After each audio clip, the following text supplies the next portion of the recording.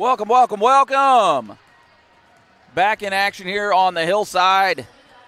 Sylvan Hills hosting the Vilonia Eagles. Doubleheader coming up tonight. Boys and the girls are in action tonight. Looking for some revenge in both of these games, that's for sure, too. A little more confident in one than the other, but that's all right. Weird things happen. Jay Bird, Jay Call with you here. And speaking of weird things happened last week with this Sylvan Hills team. So hopefully we can keep the good vibes going. Yeah, I'm still riding that high. I still haven't come down. Ain't that true? Getting you set here for some girls action as they are taking on the mighty Eagles from Vilonia. You might remember the last time out. Oh, boy, this one got ugly early and often. And, in fact, a final of 76-29. So tough scene out in Vilonia for the girls team. But the girls will look to try to bounce back in this affair. They gotta get rolling. They got to start doing it now. Again, we're kind of in the second round of the home and homes in conference play. These are all the return trips from the first time. So the girls, if they want to try to get into a playoff position, there's no better time than the present. This isn't the only group of Eagles I hope lose this week, so. Well, you're also, not a huge Chiefs guy either. I'm not. So. No. I'm not that either. But kind of a coin flip for you on that one. For sure. Oh, man. But again, the Vilonia Lady Eagles cruising in the 5A Central standings right now, undefeated currently. Woo. And, they've just been laying waste to teams. We got the national anthem coming up here for you, so we're going to step aside a quick moment as we honor America.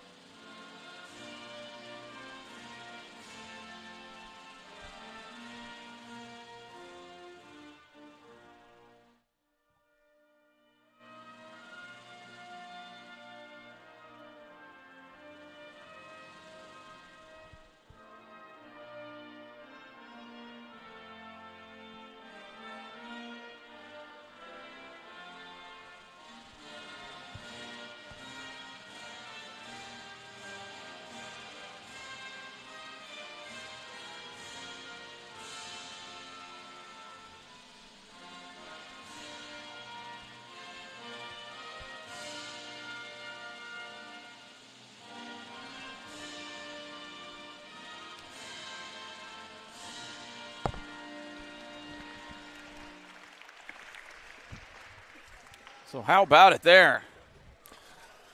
I do want to point out change of scenery over here. Yes. A little bit on the other side, and boy, do I feel bad for the visiting fans that sit behind us because I'm gonna keep letting it loose like I was. So we expect nothing different out of you, Jake. But we are giving them the business. Yeah, they got us courtside here, so we got that down on the court vantage point. I dig it. Oh, I dig it. One thing I'm not digging, though, is the Sylvan Hills girls, where they're at in the standings. Currently sitting 7th out of 9. And, again, Vilonia 8-0 in conference play, 15-7 overall.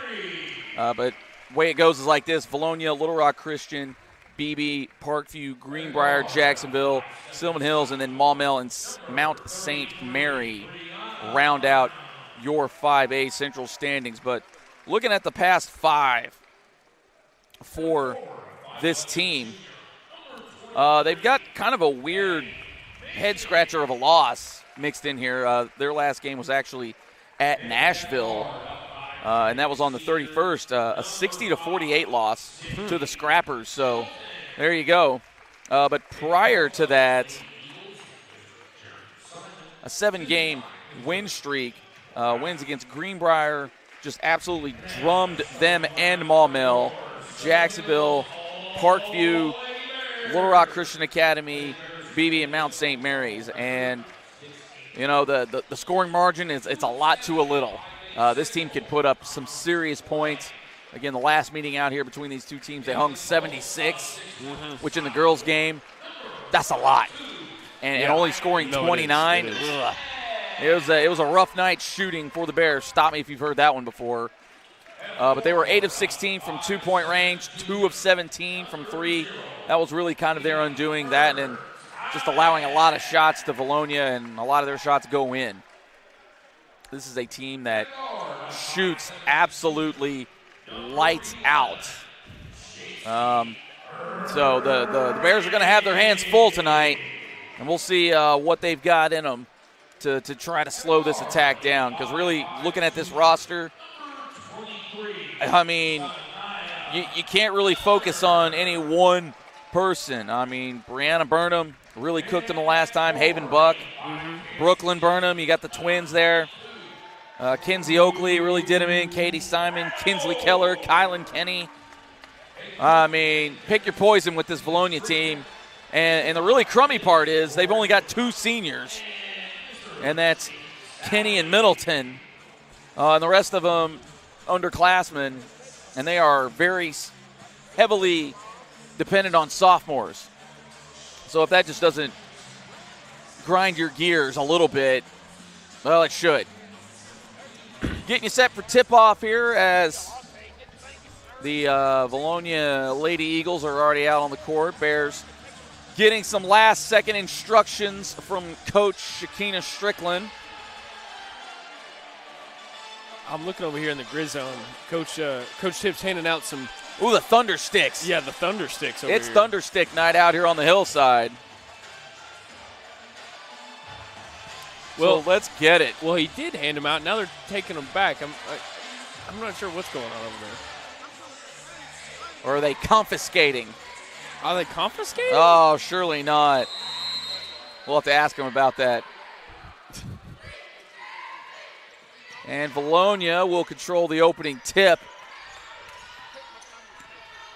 Middleton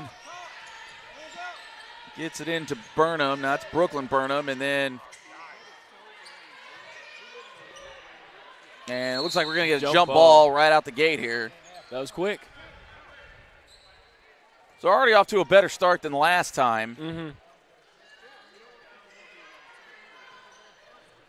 But it already looks like Vilonia going into a very heavy full-court press. Something tells me we'll probably see that from every team we face for the rest of the year. Well, we saw it early and often, and teams have picked up on it. But this is something that Vilonia is known for. They will put the pressure on you, and they do it well. And they're very athletic. And you just can't give them opportunities on either side to make plays. So I'd imagine from this Sylvan Hills Bears team, it's probably going to be a little bit of a slower-paced night as J.C. Rainey's shot no good. Oh, and they get it out to the three-point line. Maddie Mannion, swisheroo. That was a good-looking pass to find the open pretty shot from this vantage point, too. Yeah. As soon as that was let go, we already knew. She could have walked off like Steph Curry did. Is she a senior? She's a junior, so you got to deal with her one more year. Seems like we every team we face, we say that about their best player. I'm telling you. Oh, man. So Mannion a quick 5-0 run on her own. Kylie Metcalf put out on the other end there by Kim Henry. Henry, 5'10 already, just a sophomore. So, again, you kind of just have to roll your eyes a little bit at just the absolute menace that this Vilonia team is going to be, not just in this conference, but really in the state. Already a very, very good team. Again, 18-7 on the year. A lot of those sevens came early in the season and against some bigger competition. losses to Harbor, Pulaski Academy, West Memphis, albeit that was a close one. Mm-hmm. But then you go to Lincoln, Huntington, and Huntington is a team from Louisiana. So take that for what it's worth. Oh, man, Lattimore blocked at the perimeter. Oh, Lord. Oh, they got a rebound, though, from Metcalf. She puts it back up, and she's going to take a trip to the free throw line. How about it now? So Bears looking to get on the board here. Hey, don't jinx it. Oh, you said looking to get on the board? Looking to get on the board. Looking still to get on the board.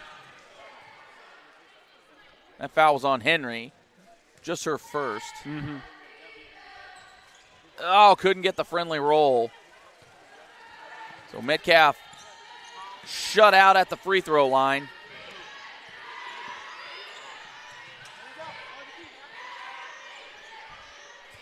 Oh, so we got sisters on the team, 2 Burnhams. Oh, yeah, 2 Burnhams. They're the twins. I know one of them was out in the first meeting. I forget which one it was. I want to say it was Brooklyn. But both of them are back. This team much healthier than they were earlier in the year. That's going to be another jump ball. That'll stay with Vilonia this time.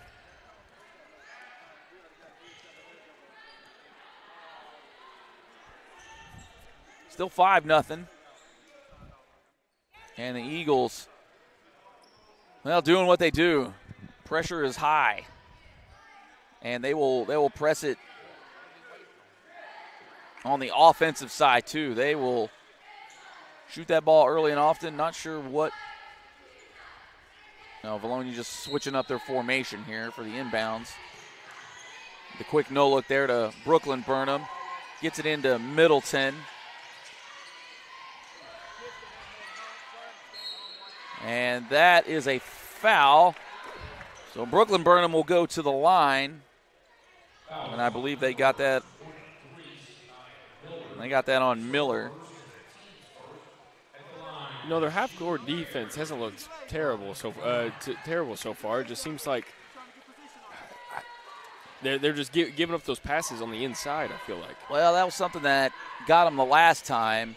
They like to work from outside in, and you have to respect the three-point shot they have because they've got a few that can cush them real quick, and they can build a lead real easy. And this is the one thing, too, that just gave them absolute fits the last time out. And honestly, not sure. Yeah, 8 seconds. And we got the 10 seconds there. Oh, it's 10 seconds in high school? 10 seconds. Gave them a couple extra, I think, from the board. But the Bears are going to have to be a little more deliberate in working that ball around. They're going to drop 3 back. May have to take a chance down court.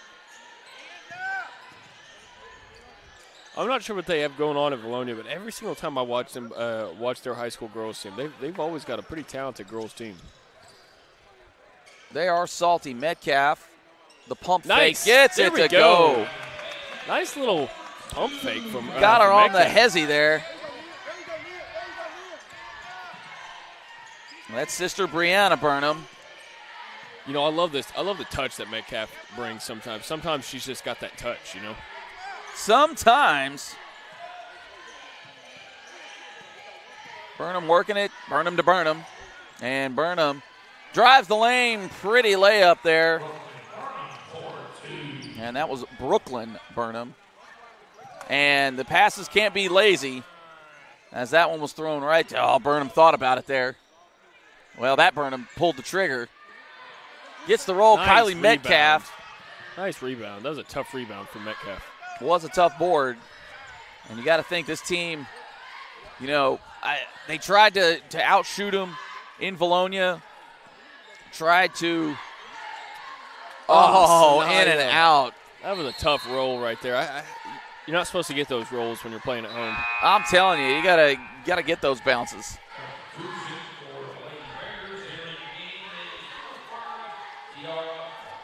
Now, Tiara Frank will check in for Miller.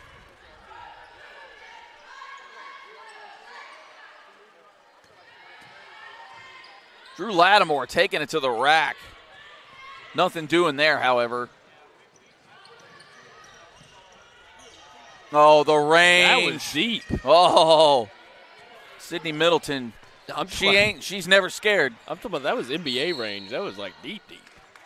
Yeah, that was a bomb. Brooklyn Burnham will go to the line, shooting 2. That foul on Frank.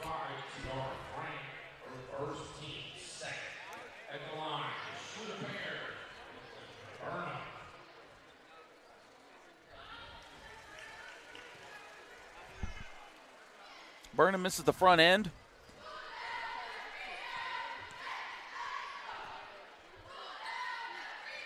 And misses both. Unfortunately, Vilonia gets the board. Some good defense by Lattimore there, poking that one out.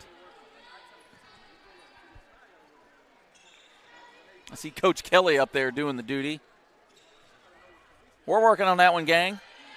So stay tuned with us. We're going to make sure we talk to the new football coach sooner rather than later. Oh, pretty shot by Middleton. Yeah, I'd love to hear that. I'm sure he's got a lot of interesting things to say. Well, we're going to get all the insights. Lattimore taking on. Oh, my.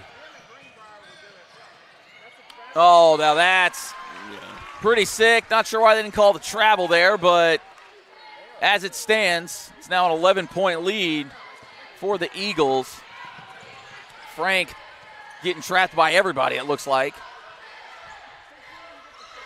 J.C. Rainey thought about a shot. You rarely see her hesitate. That's another thing about sitting courtside. Yeah, I think you gotta be careful about what you say about officiating. Oh no, we're gonna let it fly on them tonight. Watch out, Stripes.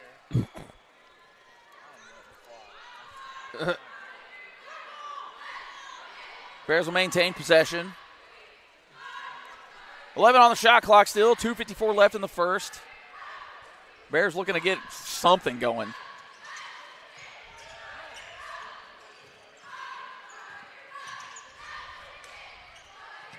Bears with 5 seconds left. Frank dribbling it into everybody. Bears got to get a shot off, and they will not get one off. I don't think they realized how much time was left on the shot clock. Didn't look like anybody was pointing or looking up at all. This is some killer defense being played right now by the Eagles.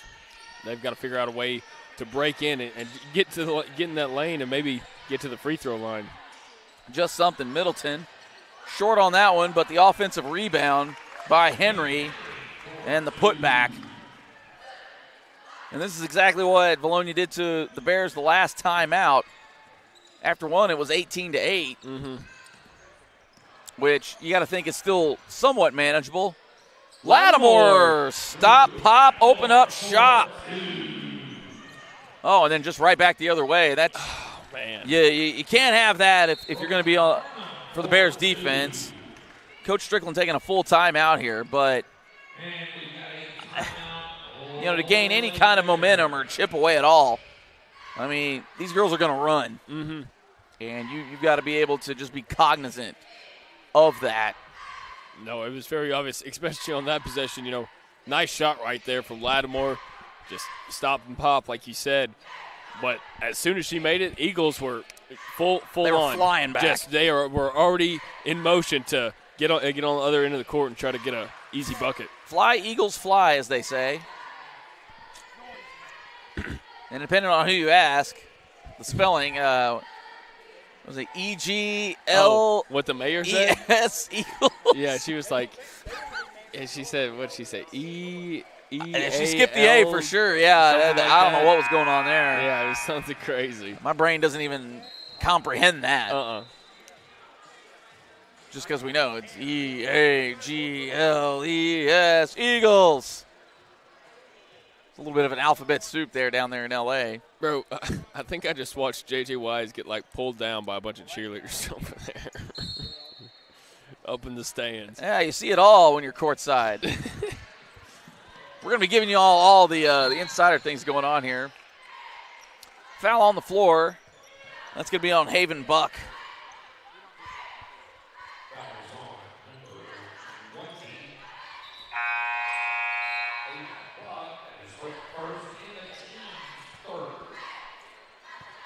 Third team foul for Vilonia. So we still got a little bit of a ways until the Bears are shooting. Kamari Turner now in for the Bears. Normally she gets the start, but coming off the bench.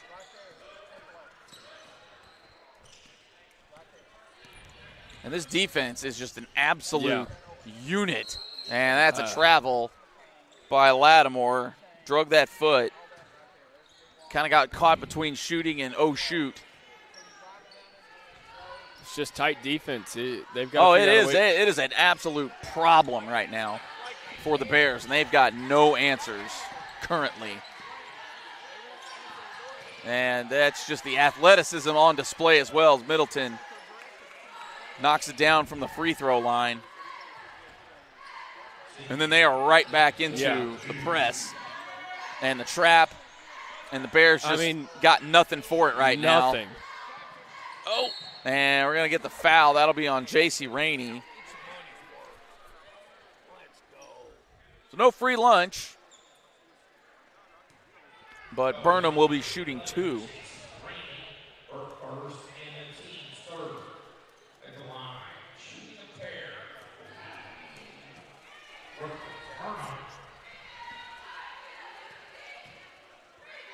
So, what already looks like a pretty insurmountable lead. You hate to say a game's over after 1, but whoop. The 17-point deficit right now for the Bears, and again, they've got nothing right now on either side. Yeah, it's the athleticism is on full display for the Eagles, and they are just relentless. Just almost the backcourt there. Yeah, just traps everywhere. They swarm. They missed a travel right there. Give her the benefit of the doubt there.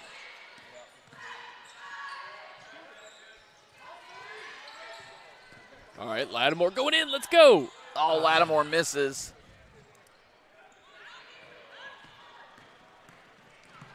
Just under 40 seconds now in this first period. Oh, and just the blow by. Oh, now the wide open. Oh, I thought she had it. I thought she was about to pull it. Buck had one in her back pocket. That was good defense right there. Oh, a little rough there. We're going to call it jump ball. That was good defense by Kamari Turner to force the miss, though, and now they're going to come up with the ball. Or come away with it, I mean. Manny Mannion back in.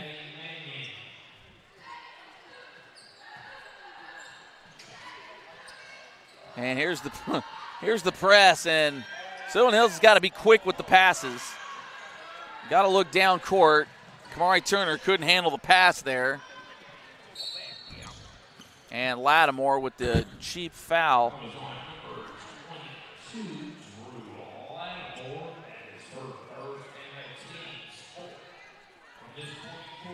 Only the 4 team foul, so thankfully for the Bears, they likely won't have to give up free throws. We'll see what Vilonia does, if they hold for the last shot or they just go for it. Oh, the nifty spin move by Middleton. God. That was an impressive spin move. Just nifty, and the Bears barely get the ball in, and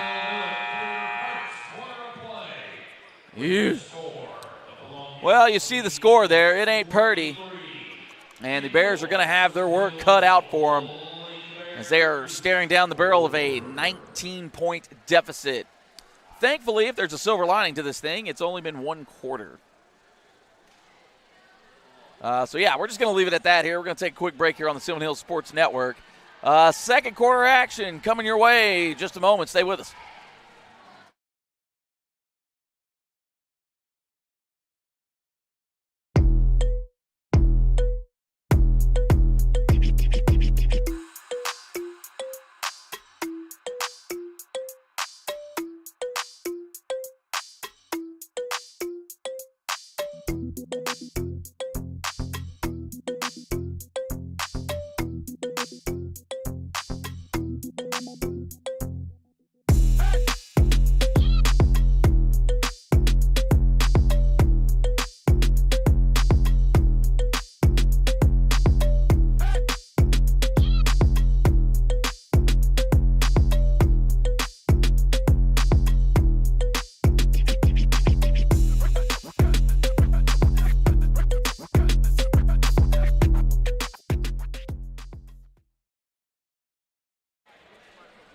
Jay Bird, Jake Hall with you here on the Sylvan Hills Sports Network.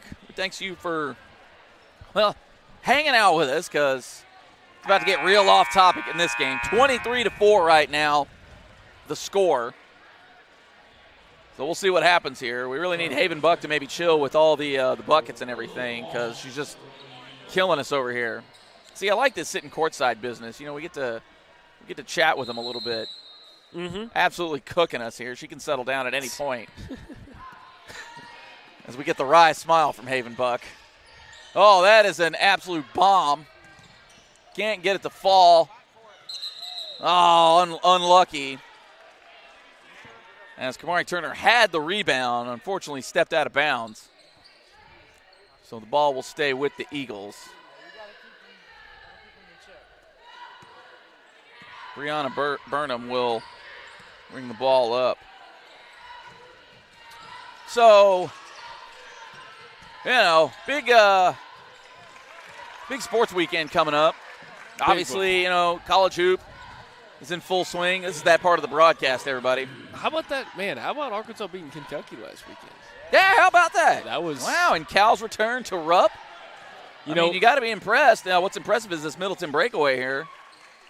27-4 now, and Lord of mercy, the Bears just can't. The wheels have fallen off, and it's not from a lack of trying. It's just the ability here right now, and the Eagles are just absolute menaces right now. There's Metcalf. As Metcalf gets one to go.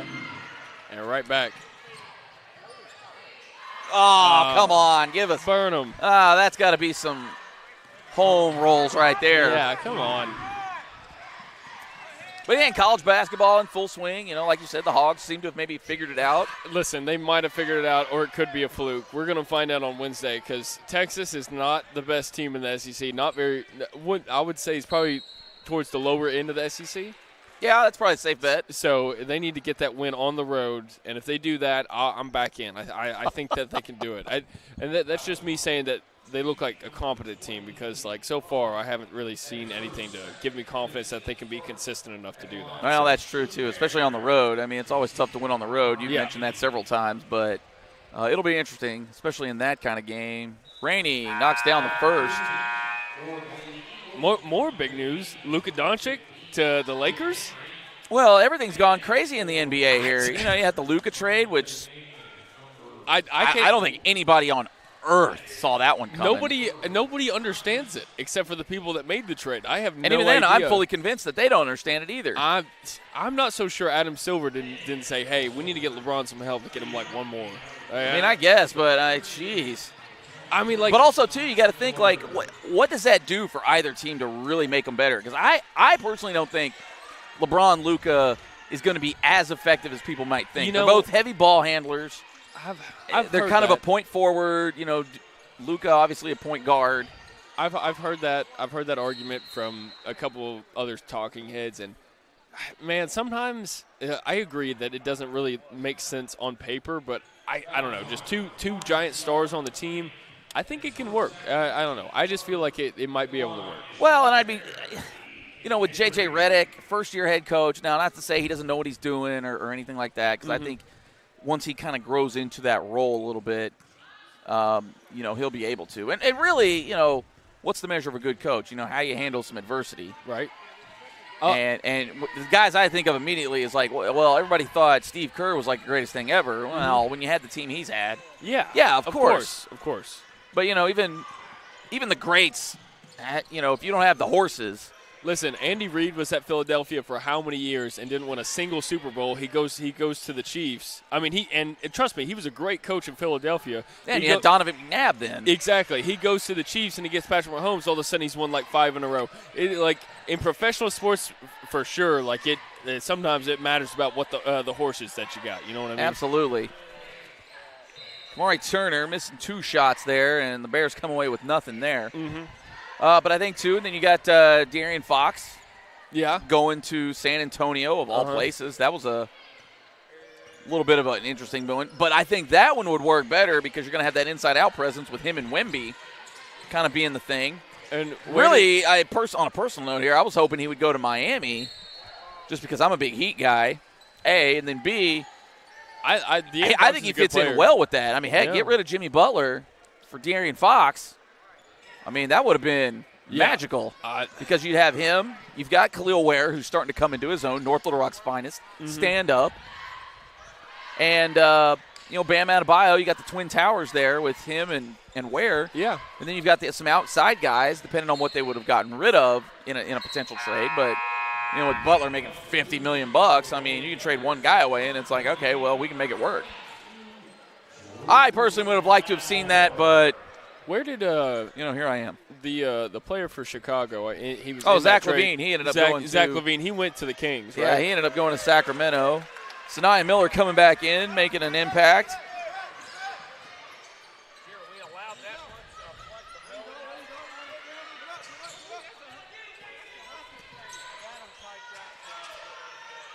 But yeah, so wild week in the NBA, and it's still to come as the trade deadline is Thursday.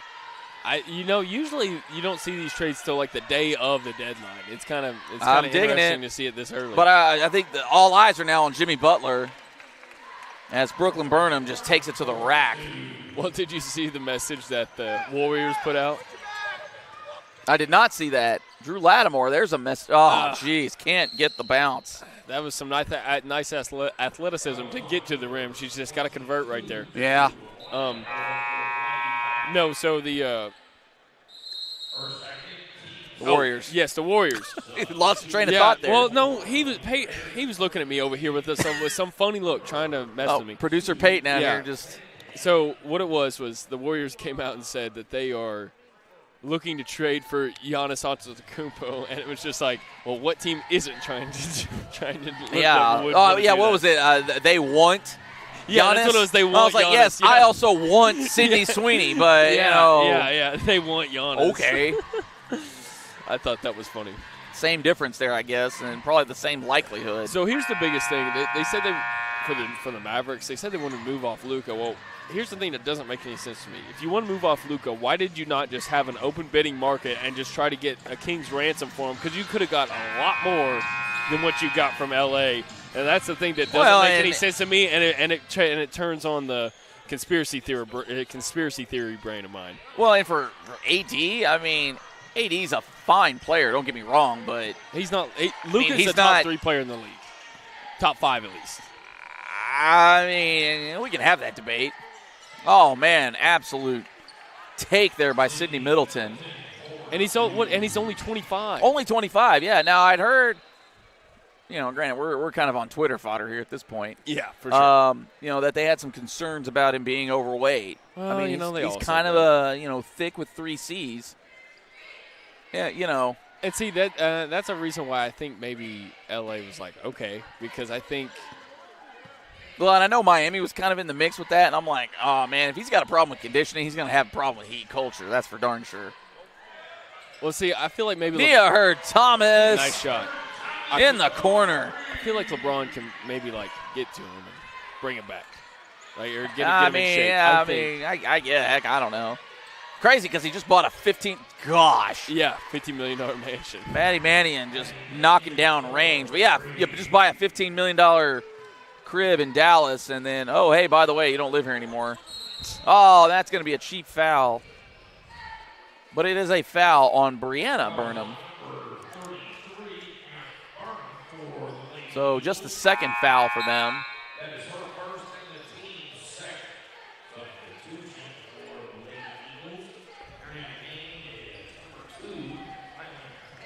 Kylan Kenny entering in for the first time for the Eagles. As Burnham will take a seat. Nia Hurd-Thomas, why not? Worked the first time. Did not work that time. Ooh, almost had some steps there. And the ball doesn't lie. Well, gee whiz, maybe it's telling stories there. But, so there's your NBA talk, now college hoop. Mm-hmm. How about what's going on in Northeast Arkansas? My goodness, the Red Wolves have been just laying waste to teams. Producer Peyton shaking his head. Hey, they ball up there in the Northeast part, buddy. I was talking to my buddy about this earlier this year, and what I was saying, I feel like I've seen UALR get to the tournament a few times. You know who I've never seen get to the tournament? You've never seen Arkansas State. I feel like I've never seen them. Have they made the tournament before? They have one tournament appearance. I believe it was 1998. Okay. So it's been a while. I was one. So yeah. It's been a minute. They've had some opportunities, but just couldn't quite finish the deal.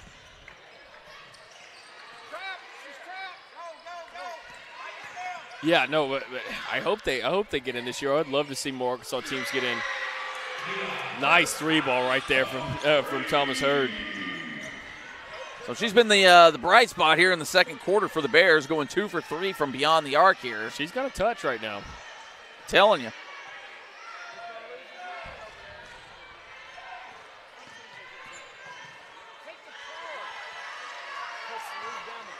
Bears locking it down just a little bit here.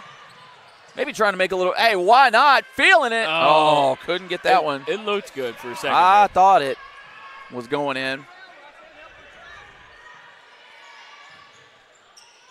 Oh, great block by Metcalf. Great effort by Brooklyn Burnham, though. She cleaned it up for just sure. Out hustle. Yeah, cleans up her own rebound. J.C. Rainey trying to guide everybody around as Vilonia has laid off the press just a little bit, but Middleton a little too aggressive there.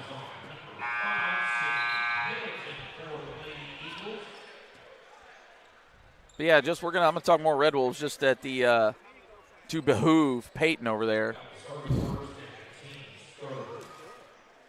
No, but going back to college basketball, I love seeing Arkansas teams in the tournament.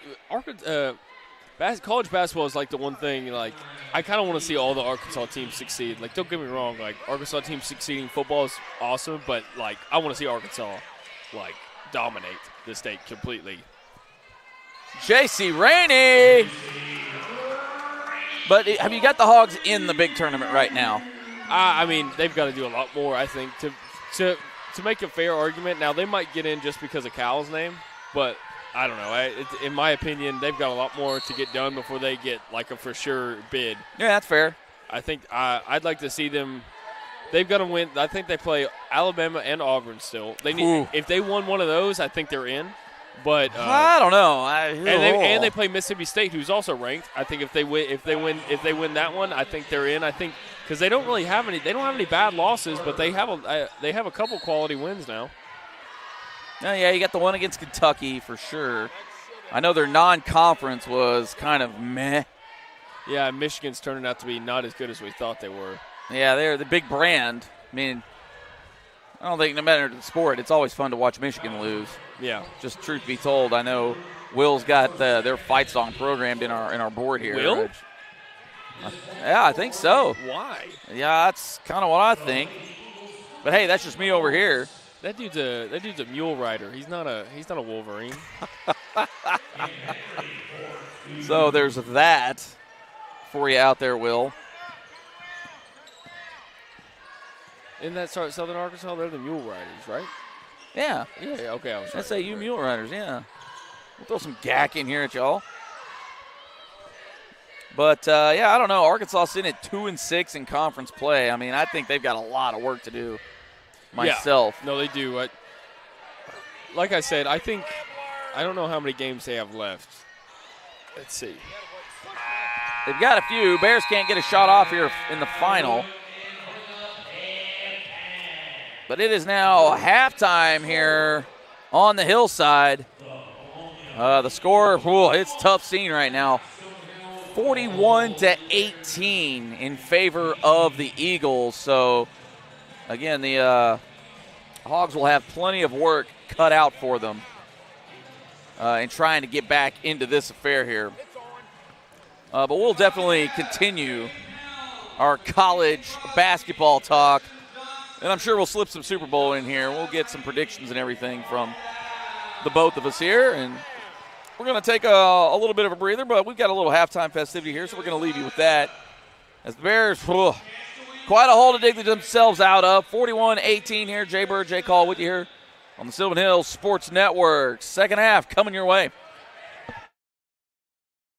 You should choose PCSSD because of the great teachers, the great staff, and the opportunities that your child will have to further their education, their social development, and basically just their lives. My kids are getting a great education. They are getting great opportunities to be involved in sports and extracurricular activities in the community. I believe that for our family, we chose the best possible school when we chose PCSSD. If I were to do it all over again, I wouldn't do anything any differently.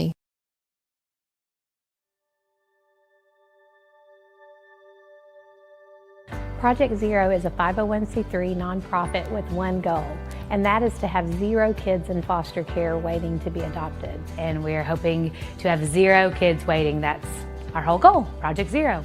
It means no kid is forgotten, and there are people always fighting for kids to find their forever family, no matter how old they are.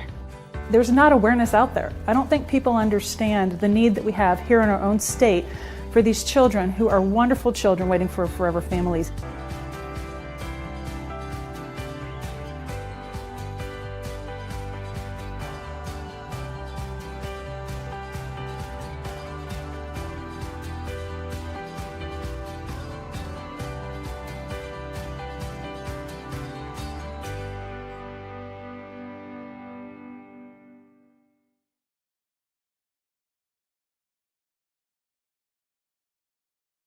PCSSD is a family-like environment.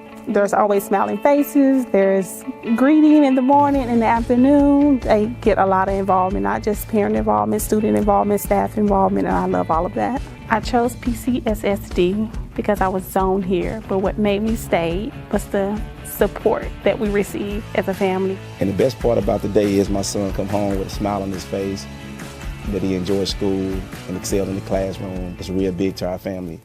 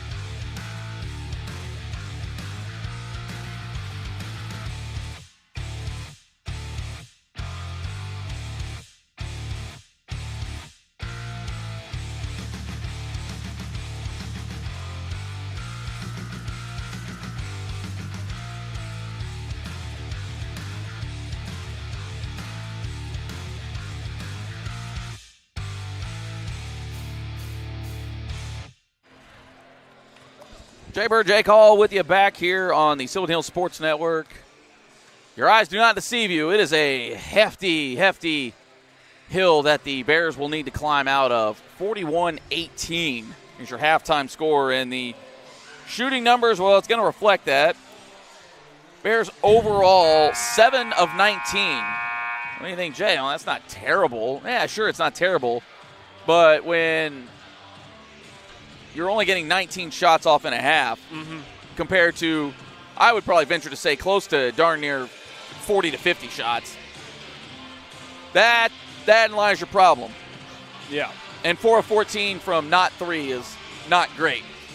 I'm not sure how many turnovers they had, but that was like one of their biggest issues. And some of them, yeah. And I mean, some of them not even being from losing possession, but just being stopped by the Eagles defense and letting the shot clock run out. There's probably 3 of those that I remember. I feel like at least 2. You know, like you said, countless turnovers in the backcourt just because that press of theirs has just been suffocating.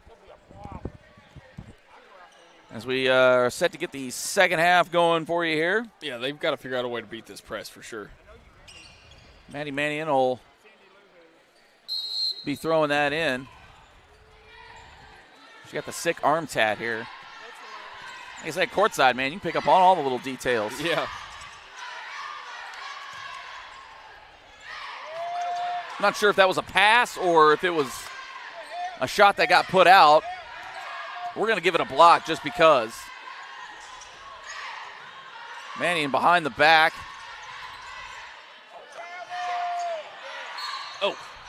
Oh, not sure I agree totally with that one. That's kind of a bailout call in my opinion, but.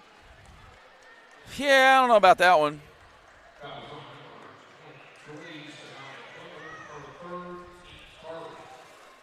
I'm going to have to tell Coach Tipton to bring a healthy option in here because I can't keep eating like pizza like that. I'm trying to get my steps in up there, like trying to work some of it off. I'm gonna have to sell that hockey thing. Jake on the steps challenge right now. I try my best. I sit in an office chair all day. I don't get to I walk feel around a lot, so I try to to stay away from the pizza. I just went to town in there. Again, Bears having some issues trying to get through the press. Oh, that's nifty poke, and man, Metcalf went down. She does look to be okay. We're going to get timeout, Bears. They'll have possession. I think she might have rolled her ankle a little bit. Yeah, or there's kind of that sudden stop. First thing you think of is, oh, gosh, her knee went out. But she popped right back up. So I know this team doesn't want to see any more knee injuries, that's for sure. Yeah, that's the last thing they need, especially with Khalees McDaniel out for the season with a kneecap injury. Is she sitting on the bench? I haven't even tried to look over there. Yeah, she's down there on the end. Oh, she is? Yeah. Oh, I see her. Okay. Yeah, there's a pretty big football game, too, I hear, this weekend. Yeah. I think this might be the last football game of the year. I think we won't see another football game till the fall, I think, if I'm not mistaken. Well, actually, I take that back. There's the USFL? Yeah, nobody cares. Nobody cares about all that. Yeah, I don't really understand why they keep trying to do that. Yeah, the minor league thing. Now, we are hoping for our guys down there in Hot Springs to take off. You know, the wise guys. Yeah. Yeah, we hope that that Arena League. Big fan of the Arena League. It's going. Wise guys thing they got going for sure. I do like the logo. It's sharp. Oh, Lord. Man. Sanaya Miller hits the deck. She just bounced up like it was nothing, too. Yeah. That looked like a taller fall. Foul on Brianna Burnham.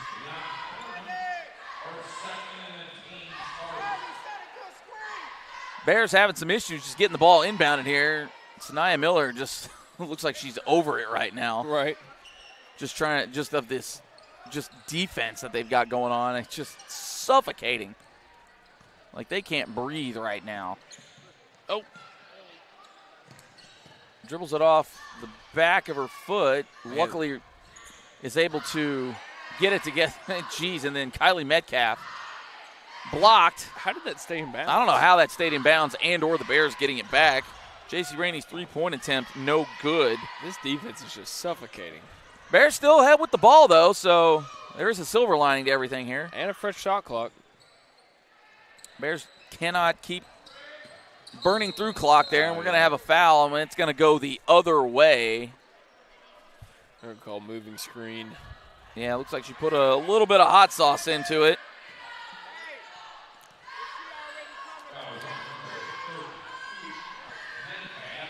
I think that is a got one of the guys behind us here kind of advising the officials down here. Well, I think that's one of Kylie Metcalf's family members. He was giving her advice when they came out at halftime. Sometimes you just got to let your voice be heard, especially to the guys in the stripes. Hey. Oh, Metcalf can't corral the rebound, and it'll stay with Vilonia. Yeah, let's, Wise Guys. I do like that logo, the Wise Guys logo for sure. Yeah, I like it. Kind of got the old-timey gangster look, but it's not quite so gangstery.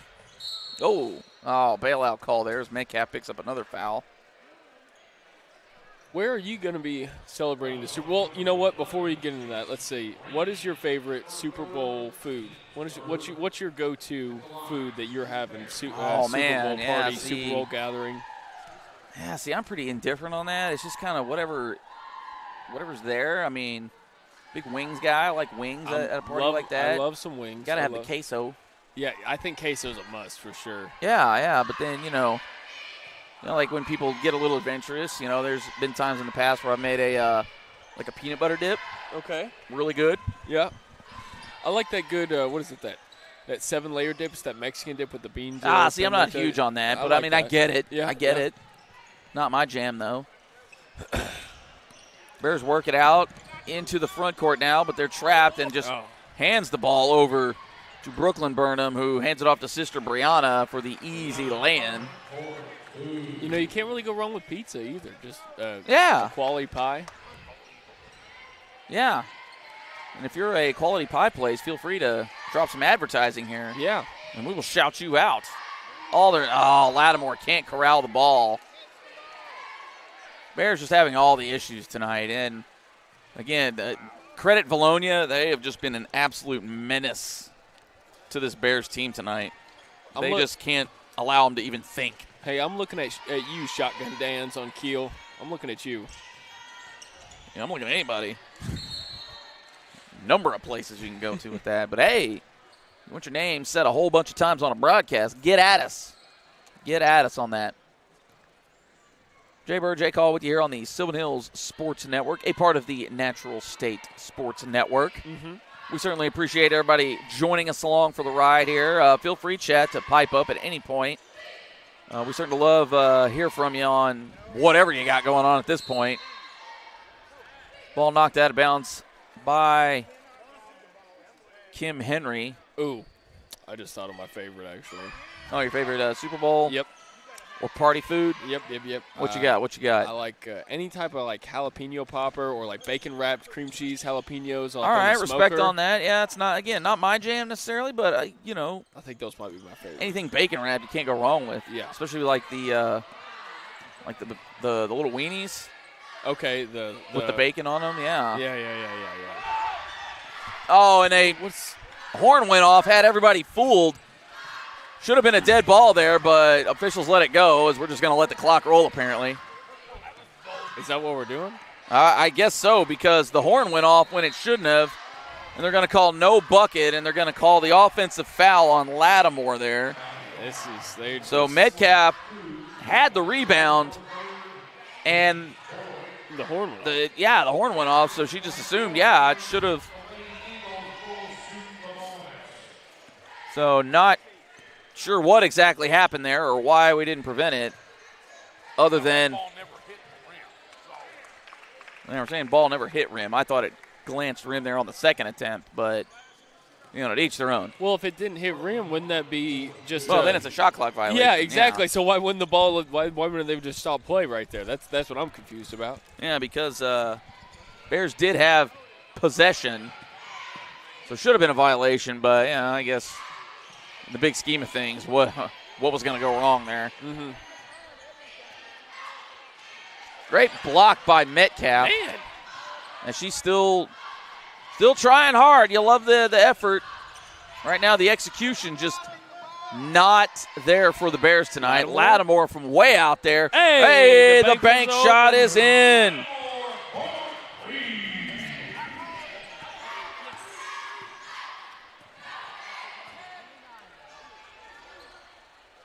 Can't get the roll. J.C. Rainey is down. She gets back up, but Middleton there for the putback.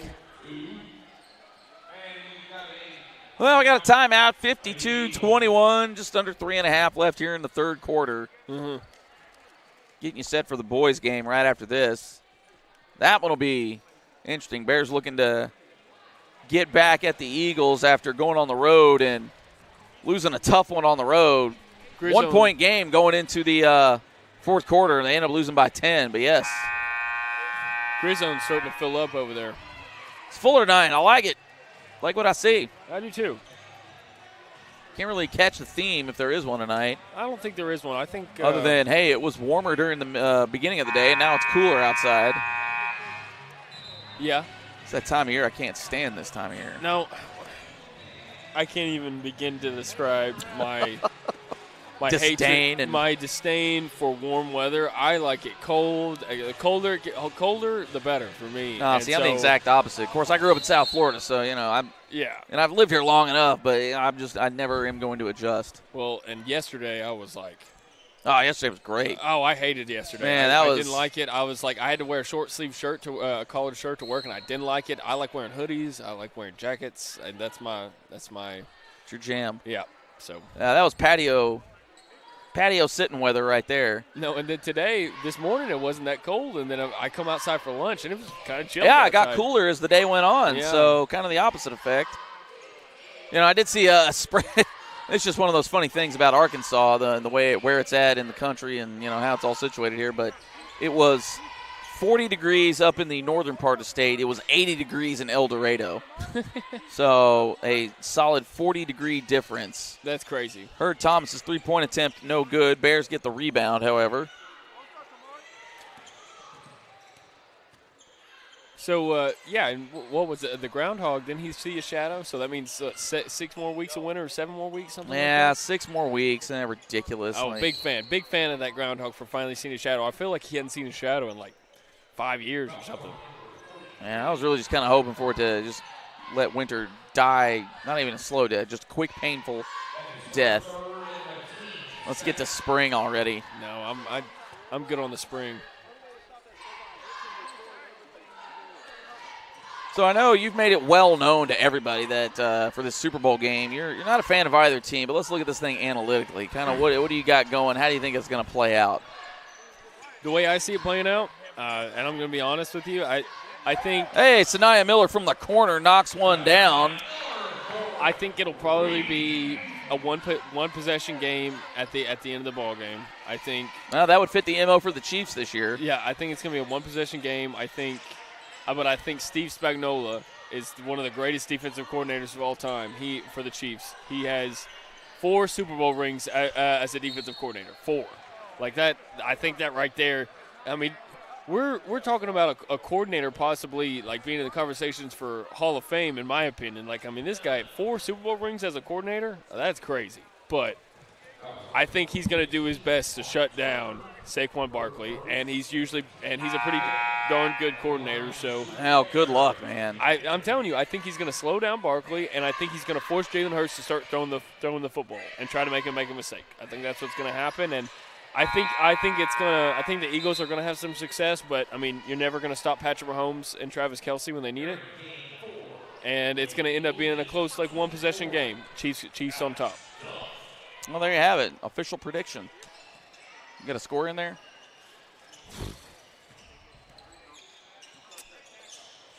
Low scoring affair, high scoring affair. What are you thinking here? It's gonna. No team scores over 30. Okay, so one possession game. So what are we thinking here? 27-20, kind of in that area. Let's say Sanaya Miller with the quick hands, and we got the foul on Maddie Mannion. Yeah, I like that. 27-20, I like that. All right, there you go. I bullied him into it. 27-20, 27-23 maybe, I don't know. All right. Well, that's one thing. I think you're right. I think they'll limit Barkley, but I think he'll be able to pop a couple big plays. Saquon Barkley with 87, 94 yards, somewhere in there. Oh, that's very specific. Well, I think his over-under is like 115. I think under. You know what's funny about this whole thing here? So, Drew Lattimore, the fadeaway three-point attempt. T.R. Frank comes up with the rebound. Is that, Pat Riley actually trademarked the phrase three-peat. Really? Oh, my goodness. What a shot from Kinsley Keller. Yeah, actually has it trademarked, and he has agreed to allow the NFL. Now, this is granted if the Chiefs win, that they can use the phrase. Really? Yeah, on merchandising and the like. Huh. So fun fact for the day, and impress your friends with that one. But he coined that from back in his Lake Show era. Of course. Which he was thinking forward. He definitely was. That's interesting, yeah. Yeah, and I forget, I'm not sure what the terms of the agreement are. If he, gets a cut of, any kind of profit on it, or if they just paid him a flat fee for the usage of it or something. Yeah. Oh, great take by Sanaya Miller.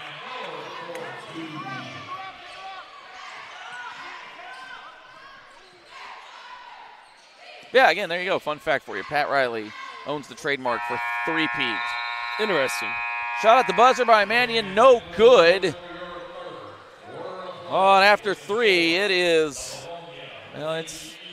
Bears got work to do. 56-26, staring down the barrel of 30 burger right now. So the Bears are going to have to more than double up their efforts just to tie the game, let alone take a lead here. We got the final 8 coming up for you here in just a moment.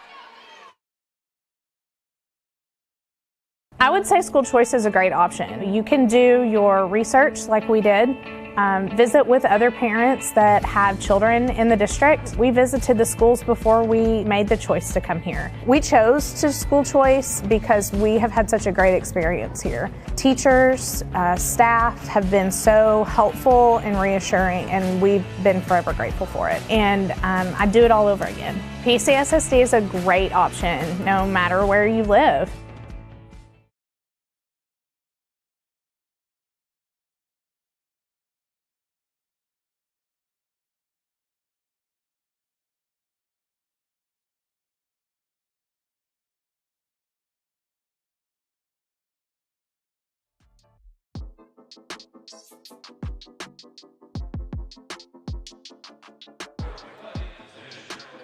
Jay Bird, Jay Call with you here on the Sylvan Hills Sports Network. Getting you set for the final frame here this evening as the Bears are down a 30 spot. 56-26. So we'll see what kind of action we see from the Bears, if they start emptying the bench out a little bit or if they're going to stick with what they got. Not a very deep team, the Bears, so, take that for what it's worth.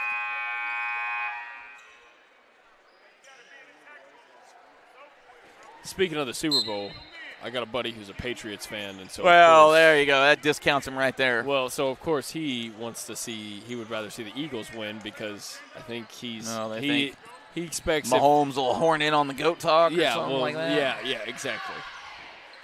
Greatest quarterback ever, Dan Marino. Don't at me. Now he never could. Montana, get to the promised land. Well, I'll just say this. Even Joe Montana said Dan the Man was the greatest QB ever.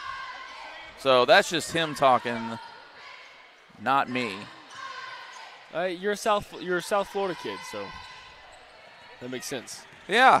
Well, I think a lot of people would agree. Now, the fact that he never won a ring, obviously a knock on him, but, that's just one of those things where – that's a big knock, though. The guy doesn't play defense or anything like that. And, I'm also not a big fan of, quarterbacks have wins and losses attached to them. And it's like, they play an important role, don't get me wrong, but you play half the game. And you don't kick. I mean, it's not like you said, oh, this wide receiver is, 80 and 20 overall in his tenure. It's always on the quarterbacks, which I never really co-sign with. Listen, I don't assign wins to quarterbacks. I'm not saying. Yeah, I don't think it should be a consistent stat kept in any way, but there's definitely some games where I think you can say, oh yeah, that quarterback just won them the game, or that quarterback just lost them the game. I'm not saying you can say that every time, but you could say that. I don't know, man, because quarterback can't do nothing without an offensive line. Can't do nothing without a receiver catching the ball. You got to have a run game to open up quarterback play, and then like I said, they don't play defense. Again, that's just me. Ooh. Interesting call there, but, hey, we're going to just roll with it here as that foul's on Kinsley Keller for Vilonia.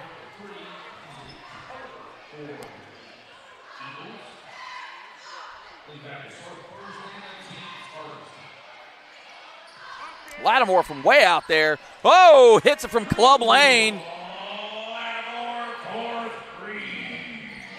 So, lighted up Lattimore. What's this road out here? Is it Bear Paw Lane? Yeah, Bear Paw Road. Bear Paw Road. Yeah, come on, man. Then you got DJ Hudson Drive on the other side.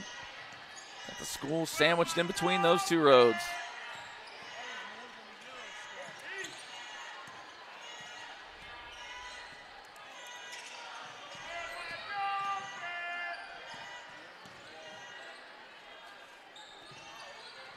Oh, from way out there, Haven Buck, the lefty shot.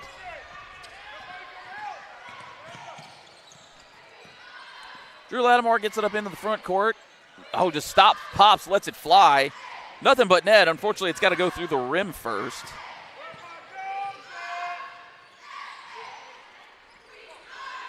Oh, that's just full air ball right there. We got somebody hollering air ball around here. Not sure I'd drop that in there when you're down, yeah. 27. But, hey, that's just me here. That's a good point. That's purely just my hot take. Hot take over here.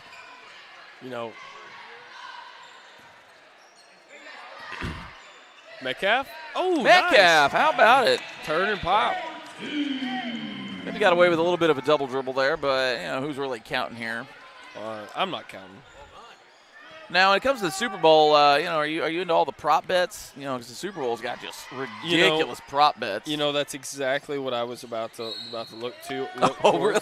Yeah. What I wanted. You got to fill the fourth quarter here. Yeah. So I was trying to see. I need your take on it. Okay? Oh, okay. So we're talking Gatorade colors at the end of the game. Gatorade colors. Oh, if the Chiefs win, it's definitely going to be red. No, dude, it wasn't red last time. I think it was orange. I think it was orange against the Eagles 2 years ago. I think it was orange. Yeah, but I think you go red this time. You think so? I would think so. I think if Philly wins, it's probably the lemon lime. So yellow or whatever. You're focusing too much on team colors. It never goes that way. That's yellow. That's yellow. That's not necessarily an Eagles color. But that's about as close to green as you can possibly get. They got the green apple. Gatorade. Yeah, but But what are your common ones? Nobody likes green apple. Yeah, no, that's true. We can agree there. But yeah, what are your common ones? You orange, red, the lemon lime, and the lighter blue color. I think are your common. Yeah. So Gatorades. You got red, orange, blue, and then the lemon lime. I think those are about the four that you're going to get on it. Yeah, I don't know if there's like the dark blues out there much. Mm. Oh, Nia Hurd Thomas from the corner. So the Bears getting warm from three here in the second half. Unfortunately, they've got to hit about 10 more. Oh, but they just gave one up to Mannion. So they don't even have all the stuff on here yet. No, they don't have all the. No. Yeah, because who's doing? Do we know who's doing the national anthem or anything yet? I mean, I'm sure we know who's doing it, but we don't know the time. The times. I know you can. Yeah, what the over under? Who's doing the anthem? Let's look it up. All right. Well, Jake finds that. Also, Kendrick Lamar doing the halftime show. What did he win? Like 5 Grammys the other night. Yeah, and I'm not sold on that either. Not Like Us is not that great. You can at me at DJ Burr. Not Like Us is not that great. It's not a great. It's not a great song. You're crazy. No, it's a mid song at best. It's a diss track. Yeah, it's mid. Like it's got a catchy hook, and he has that one part minor. That's kind of a sing along. Other than that, it's an okay track. Okay. That's fine. I mean, I'm not saying it's the greatest song ever written. Oh, yeah, no, but no. his album, that GNX album, was okay, I'm not hating on it. fantastic. That album was fantastic. But that's that song wasn't on that album. The GNX album didn't have that song. Yeah. That album was top notch. The album's fine. There's a few bangers on there, but overall, I'm not huge on his album either. I love the album. And I like Kendrick. Don't get me wrong either. But I like older Kendrick better than newer Kendrick. Because to me, he tries to be a little too poetic at times. And he kind of has this tendency for like what Nicki Minaj did earlier in her career with all the kind of the voice changes. It's like, bro, just do you. And Eminem even kind of did that when he was going through all his issues. Minute left in this one, 63-34, and Bears, well, they just can't seem to corral anything here. Kamora Washington in for the first time tonight. Also, Cadence Hampton making an appearance. Oh, man, Mannion just making it rain.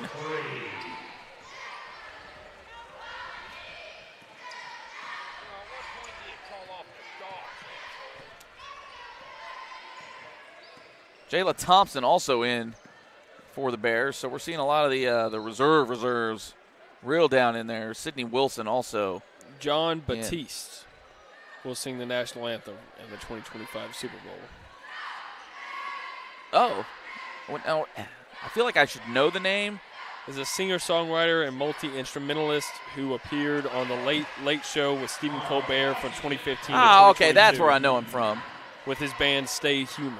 There you go. Yeah, so I would probably just around 2.5 minutes, give or take on that. I'd maybe take the under on that. Feel like he's going to be a guy that just rolls through it. I've never timed it out, so I don't know what the average times are for the Super Bowl. I'll have to look into that.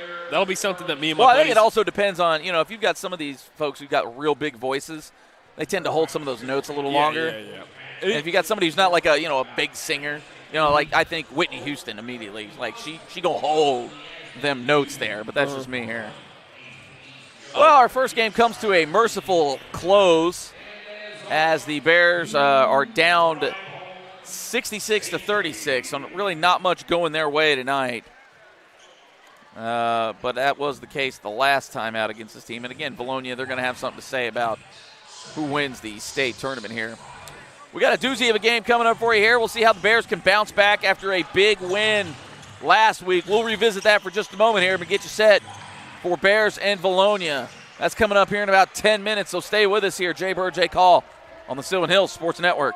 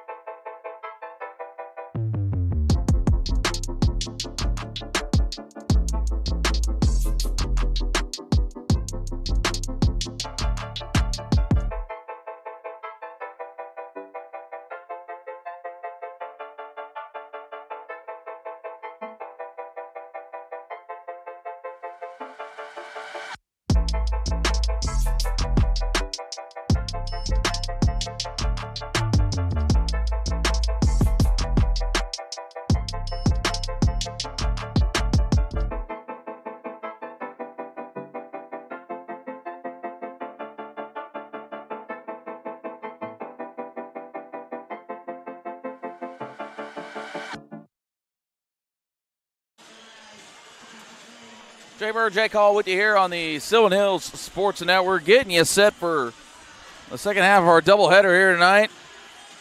Woods Terry, we see you out there, brother. Welcome in, chat. Make sure to get lively in there, because we certainly do love and appreciate the chat. Sylvan Hills getting set to take on Vilonia. You might remember last time out in this one, that was on the road in Vilonia. A 56-46 defeat to the Eagles. And that was a night where the free throw line was their undoing. Only went 5 of 14 from the charity stripe. 5 of 16 from 3, 13 of 26 from 2-point range. So, again, not the worst night ever. But 46 normally isn't going to get the job done.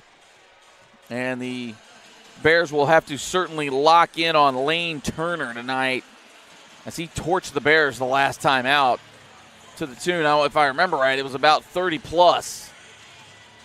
But as I've been saying, and Jake, you can back me up on this, we've been waiting for this game in particular, one of them, so that way this current rendition of how the Bears are can play this Vilonia team one more time. Because, again, I think a lot of people thought that game in Vilonia was a bit of an upset for the Eagles. No, you're right. You definitely brought this up last week, saying that you were really looking forward to the Bears and their certain style that they're playing with right now. They've kind of got that swagger, that style that they are just go out there and give it all they got, and it's working out well for them. And you said that you want to see this version of the Bears against the Eagles really bad, and I'm glad that we get to call it here tonight. Absolutely. You might remember the last time out for the boys. Oh, we had us a game. I wish we could pull the clip up, but I don't think we can. As Bears pull off one of the stunners of the state last week, knocking off Little Rock Christian 54-53. If you haven't seen the end of that game, go back and watch it. It was intense for sure. But what an effort by the Bears. What an absolute effort by the Bears. So as I look up upon the Grizzone, I do see somebody dressed up like the guy off of what's it called, the Minions. These like the I think. Oh yeah. You know what I'm talking about? The guy in the orange. Oh yeah. Yeah, I never watched the Minion or what? Oh, that's not even called the Minions. I don't even know what it's called. Despicable Me. Despicable Me. Yeah. I've never. Great. Never even seen it. But those are great flicks. Highly recommend. 10 out of 10. Would tell my friends. But just taking a look at Vilonia, currently sitting 4-4 and 11-11 overall. 4-4 in the league.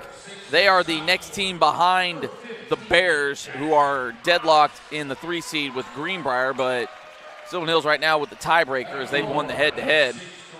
But the Central looking like this. It's dicey again. Little Rock Christian and Maumelle tied for first at 8-1. Greenbrier, Sylvan Hills in third place technically at 6-3.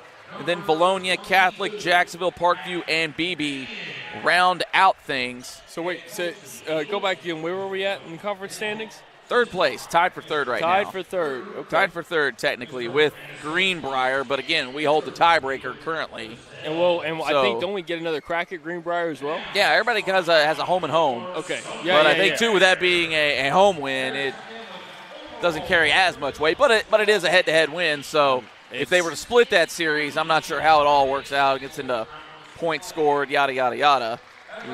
But we can dissect that once we get closer to the end of the season. But again, Vilonia, the very definition of okay. Again, as they said, 11-11 overall, and then also 4-4 in league play. On a little bit of a slide right now, but their last 2 games against Greenbrier and Maumelle barely lost to Greenbrier. That was a 58-57 game. Actually gave Maumelle everything it was worth, as they only lost that one 60-54. So, this is not a team to be taken incredibly lightly. Handled Jacksonville, handled Parkview, and then lost by 20 to Little Rock Christian. Whereas the Bears, right now, they are on an absolute heater. And you really hope that they can keep this thing going as they climb their record to 12-8 overall. As we mentioned, 6-3, but currently in the midst of a 5-game winning streak. Wins against Catholic, BB, Greenbrier, Jacksonville, and last week, Little Rock Christian. 1-point win there. So this team can definitely make some more noise here as they can stretch this thing to a 6-point. We got the camera on the grid zone over there. So let's go here. Yeah, check it out. The student section is full tonight. You got to think that could maybe mean a little something here. So we'll see what this game's got in store for us this evening. Again, a little bit of a revenge game for the Bears, and like I've been hyping up here, I want to see this Bears team go against Vilonia once again. Well, never mind. I'll hold those thoughts. Oh no, we never hold back your thoughts. I gotta hold those back. I gotta hold them back. Vilonia controls the tip. Again, Sylvan Hills never really gone after the tip. Gets away with a little bit of an elbow there right out the gate as Mac Mannion is just absolutely mugging dudes out there, but they're letting them play a little bit, so we'll see what that looks like. That was our complaint a little bit against Little Rock Christian, was the inconsistency in when you let them play, when you don't let them play. Bears playing some pretty lockdown defense right now, and we've got a travel on Landon Jackson, so Bears defense smothering early on.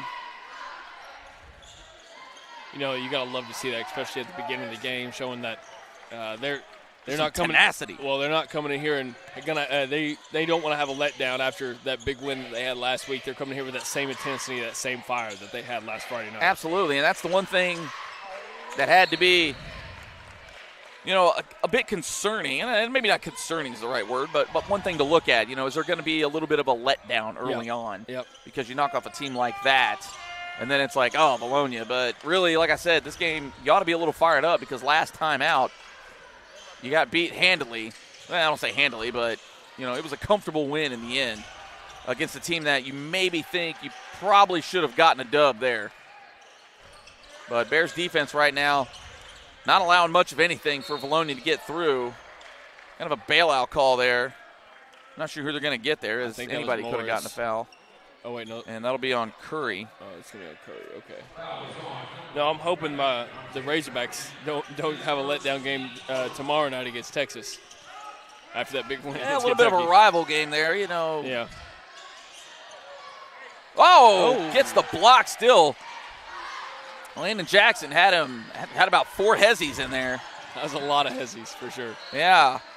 Keenan Morris having nothing to do with it, just being an absolute menace. I think that might have went off J.J. Wise, but we'll take it. You know, a different vantage point down here on the court. Oh, the hezzy. J.J. Wise misses the shot, though. And we still got no score here as we're almost a minute and a half in.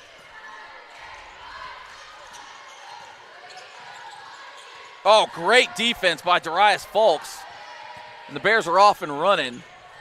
In the corner, Wise passes it up. He's going to get the travel, though.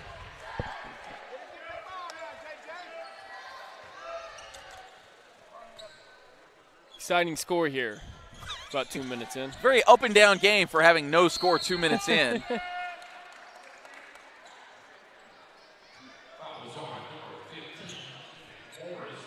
So Keenan Morris picks up a foul there.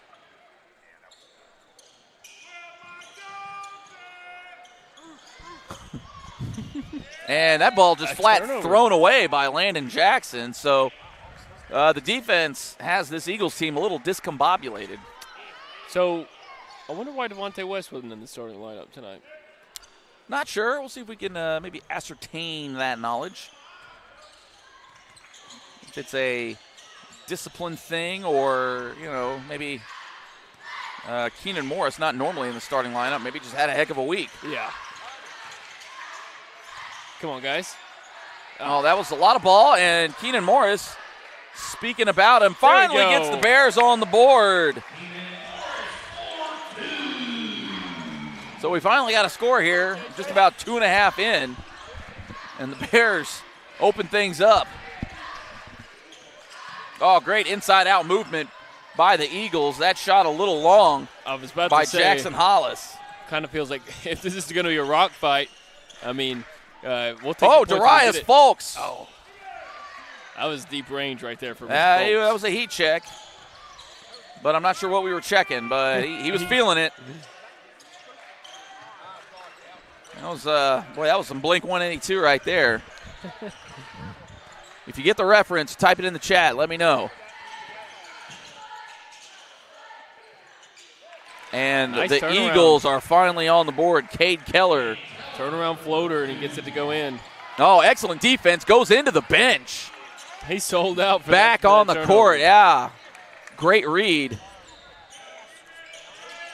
Pass maybe a little unwarranted there and a little bit of a rush, and that's going to be a steal or a backcourt violation. Darius Fulks nice job. Hangs in the air, gets one to go. We got Malachi Summons and Devontae West ready to check in at the scorer's table across from us. Across from us. I like it. I like it. Shout out to Coach Tip. And I'm not sure what we had there. Oh, we got a foul on P.J. Davis. I didn't really see much there, but I didn't see sure. Either.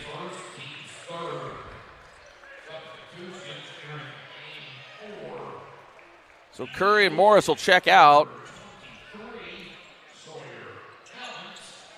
And Darius Fulks being an absolute terror out there right now.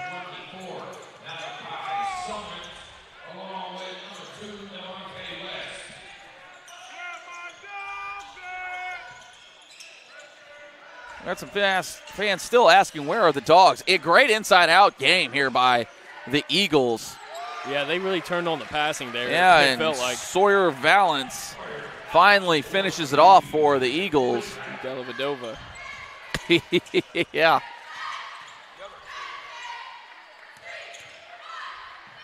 Oh, Darius short on that one.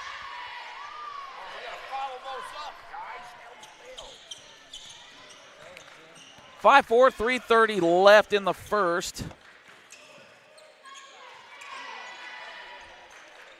Early on here seems like struggling offensively for both teams. Yeah, you gotta want to think like this was a low-scoring affair the last time out. Both teams tend to play some pretty tenacious defense. But right now, that inside-out presence is getting the Bears. Jackson Hollis knocks down a three, and they've doubled up the Bears early on. J.J. Wise. Bang! Oh, banger! Oh, that was from way out there.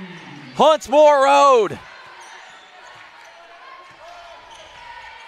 Yeah, I'd like for somebody to put a map of Sherwood, North Little Rock area, and every street that you've called out, put the face of whoever made the three. You know, Steve told me we need to research that. Oh, air ball. P.J. Davis comes away with it. Stop me if you've heard that before. Oh. A little careless on the pass there. Not sure he was thrown into quadruple coverage there. Nice an absolute block. Get out of here. Oh, you can't go up there like that. P.J. Davis maybe fouled on the way up. No call. And things are settled down by the Eagles. Sawyer Valance. Oh, maybe got some steps in there. And that's a three ball by Valance. That's his second already. So right now, Vilonia living and dying by the three, and they're living large. Only a 4-point lead, though. I think if the Bears would have taken advantage of a couple opportunities, you're looking at a tie game. J.J. Wise, quick trigger. He's off. I think they're going to call push off on Summons. I believe that is on Summons. I didn't really see the push off, but getting a little physical down there. Vera Dockery in the chat, everybody. Shout out, Vera. We love to see you there. Tennessee's finest, I believe. Correct me if I'm wrong on that one, Vera. But we welcome you in. Just under a buck and a half left here in the first quarter. It's flying by here as both these teams are flying around.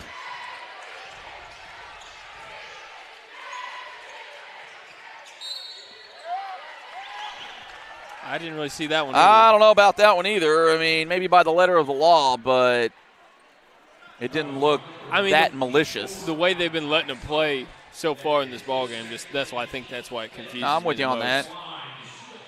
Well, if you have referee conspiracy theories out there, go ahead and let them fly, because right now it's 5 fouls to none on Vilonia, and that's what the kids refer to as a ball don't lie shot right there.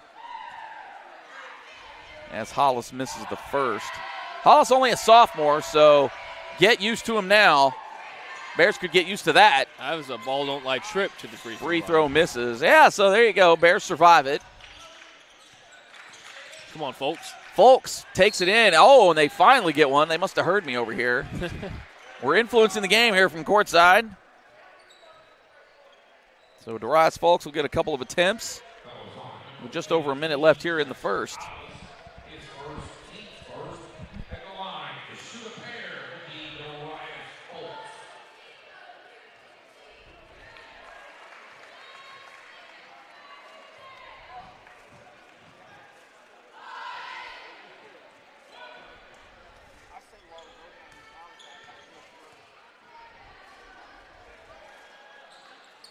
And he gets the roll.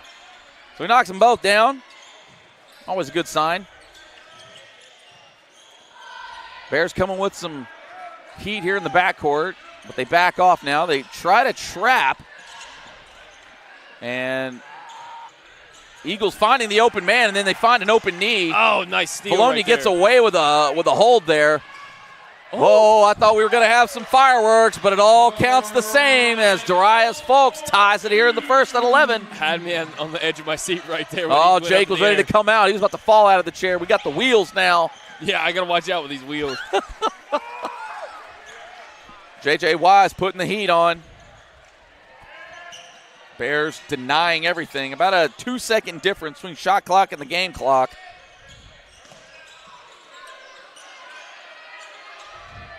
Oh, he thought about it.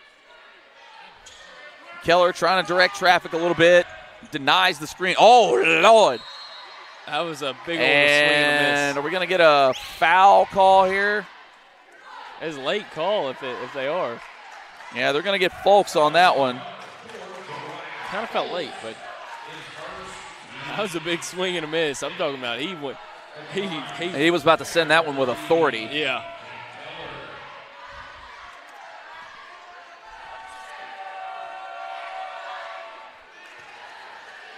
Briscoe. I haven't seen him in the lineup in a while. Yeah, it's been a while since we've seen Jalen Briscoe. Yeah. I feel like the last time I saw him was at Maumelle, but I feel like it's been a while. But seconds remaining. Maybe don't want to get some other guys in foul trouble here at the end. Yeah. Keller knocks them both down. Bears going to get a shot off here. Wise. That's the buzzer beater. Oh! Oh, Mr. Wise. Oh, he hit that one from Bryce Road. Oh, you kidding me?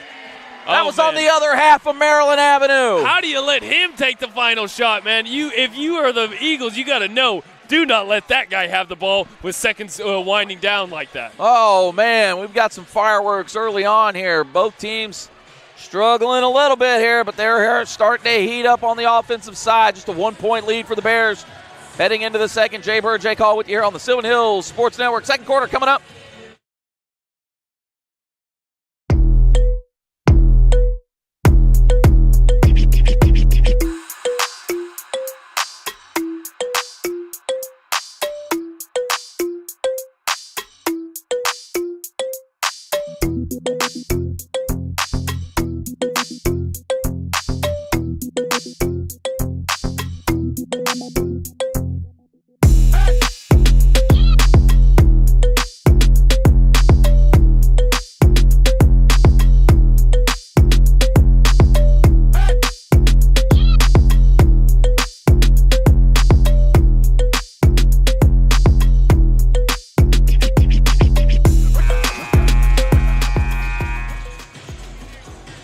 Second quarter getting you set here on the hillside. As Darius Folks, he's got lean and big arms. That's a sweaty fella, too. We're getting it all right here, man. It's courtside. We're going to give you all the details. Ryan Parham in the game now for the Bears. As is Deontay Curry. He's back.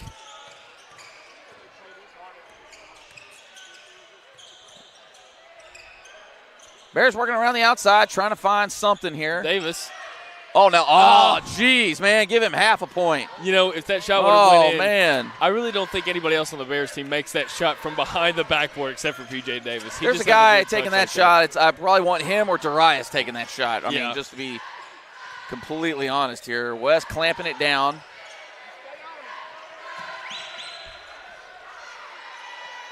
Vilonia almost throws it away and kind of gets away with I'll say gets away. Almost has a backcourt on him. Oh, man. Hey. Good follow-up there by Hollis. That was a nice body control from Hollis. Yeah, that was great. He changed his shot midair to get around in the block. Can't even be mad at that. Good effort on his part. P.J. Davis whips it around to the other side. Parham. Pull up.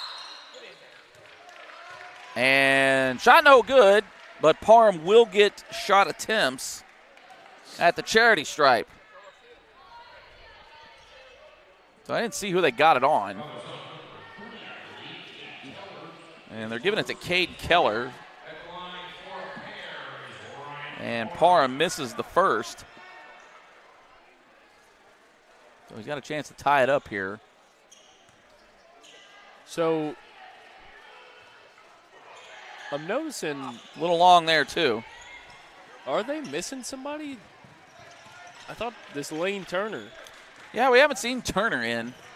So I'm not sure what the issue might be with him, whether it's an injury or otherwise. Turnover by Vilonia. And they slow it down, wisely do so. Parham in the corner. He's wide open. Bang! Whoa! Bang-a-roo! Pushing That's from Silver Creek. Trying to push it up. Nice defense right there from Curry. Oh, and he affected that shot. You can't tell me otherwise. Oh, Darius, give me the and one. Oh, signal it. What an absolute. Did they give it to him? They gave it to him. Let's go. Talk about a tough drive in the lane. Gets himself an and one. Oh, that was built for tough, as they used to say. Oh, man.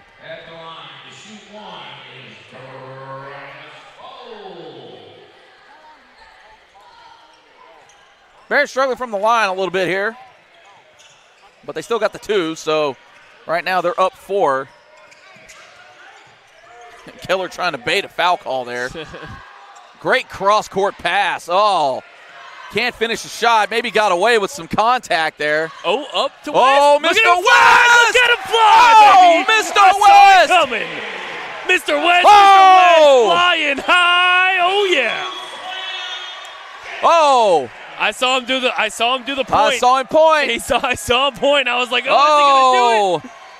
Oh, man. He's been working that grave shift. He just want to get in that spaceship and fly. I've been waiting for that my. I've been waiting for one of those all season long. Let's go. Turn it up. Go ahead. Bounce to this. Ah. Oh, we got a replay, too. Oh, wait, we got replay now? Oh, Peyton figured it out. Give it to me. Give it to me again. And that's how you get to put some energy into your teammates right there. Get a sick dunk with the alley-oop. Oh, yeah. Well, that's swell right there, as the kids say, too. 6-point lead now for the Bears, 21-15. A little over 5.5 left here in the first half. Bears defense has really come to call here. Excuse me. In the second quarter. And it is on full display here. Keller doing, dribbles off the foot. Oh, here we go. Oh, we're going to have some more fireworks. Oh, great poke by Keller. That was a good play. Oh, that was actually a very good play. I think you got to give him the props there. I think West was thinking another one right there. He was looking to make some more noise. Keller was wide open there for just a blink, but they missed the pass.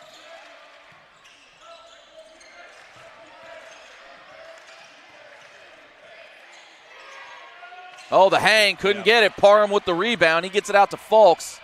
And the Bears are off and running. Oh, the spin move. Couldn't quite get it to fall. Oh, and then man, Curry with the roll. When Curry's underneath the rim, he can just finish real tough shots like that. I'm talking about he was covered up by 3 defenders. He still managed to get it to go in. Well, when number 4 takes all the attention, you kind of forget about the other guys. Mm-hmm. That is the first foul on Darius Fulks, and he'll check out for a moment.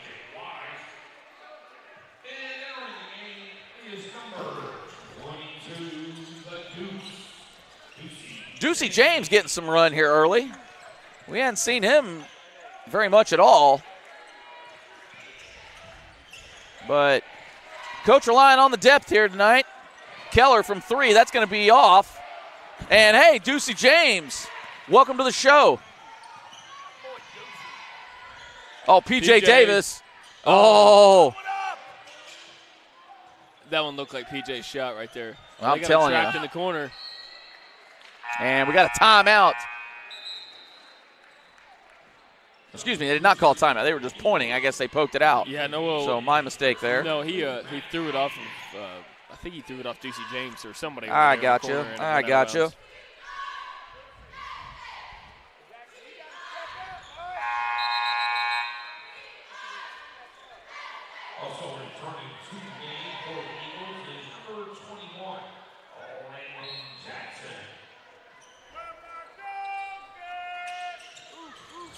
Still looking for those dogs. Still looking for them dogs. They've been out there on the court. Number 4 for sure. Been one of them dogs. Uh-huh. Oh, that's kind of a backcourt. Not sure why it didn't get called.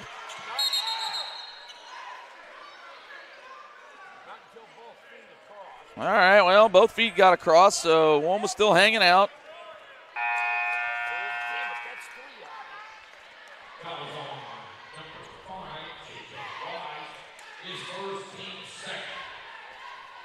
So a foul on J.J. Wise. A little bit of a reach. Good poke by Darius Fulks. And then the team's got some active hands tonight. Ducey James recovers. Oh, I thought they were going to shoot. Oh, way off. Way off by McManion, and that ball is off the Eagles, and the Bears will maintain. Well, I say maintain. They will get possession. Mm-hmm.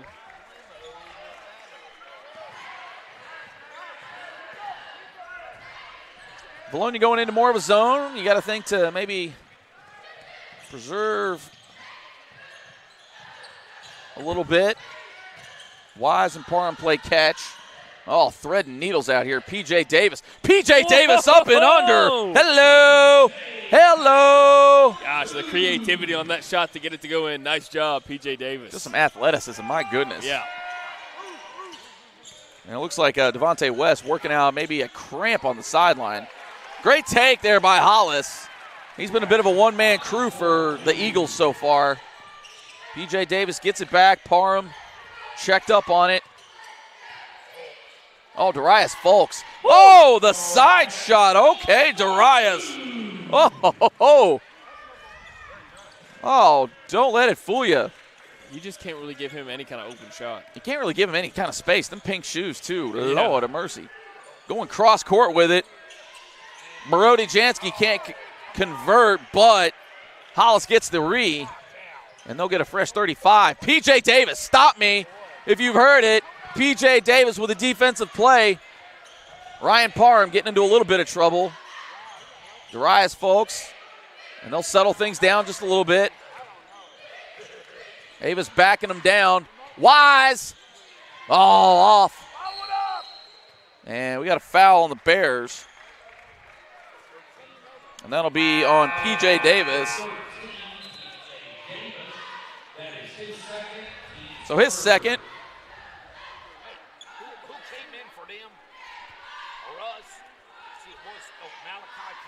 Summons back in for the Bears. He'll take the place of Ducey. Oh, the long pass. And that'll be the easiest bucket Landon Jackson ever gets. So they snuck one out, and the safeties blew the coverage. Darius Folks hangs, can't quite get it. Malachi Summons can't get the board. I like the shot attempt, but could maybe pass it around a little bit more before you. Great defense. Oh, yeah. And P.J. Davis just takes him on, gets hammered. J.J. Wise saves it. They're letting him play. You got to respect it. Folks,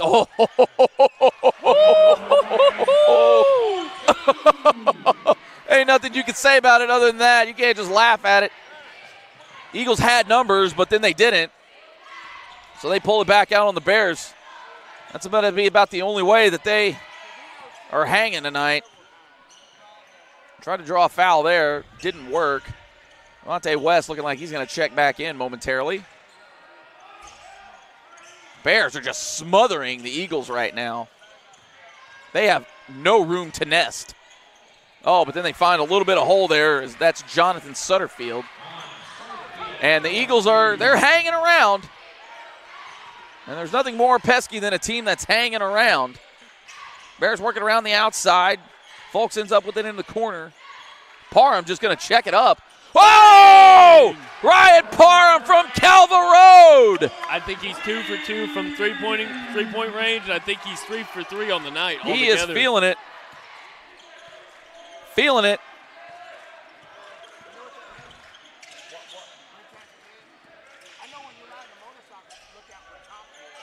Oh, the air ball. Nice job. And Darius Folks one-on-one here. Oh, hung. I think he got a little too fancy with that one. Thought he was going to maybe catch a little contact here. Normally you see the Bears slow things down in that situation, but they didn't that time. Oh, and he didn't want to shoot. Sutterfield ain't shooting from out there. And the shot at the buzzer by Cade Watkins, no good. Man, that first half flew by. I mean, the speed that they're playing with this game, I mean, it seems like everybody's getting a little tired out there. They're just running up and down the court. Haven't stopped yet. Having some fun. There wasn't a lot of stoppages. I mean, other than, all the Bear fouls here. But, what do you do about that? As it stands, Bears with an 11-point lead at the half. Again, very different than the last time out, as it was a 3-point game for Vilonia.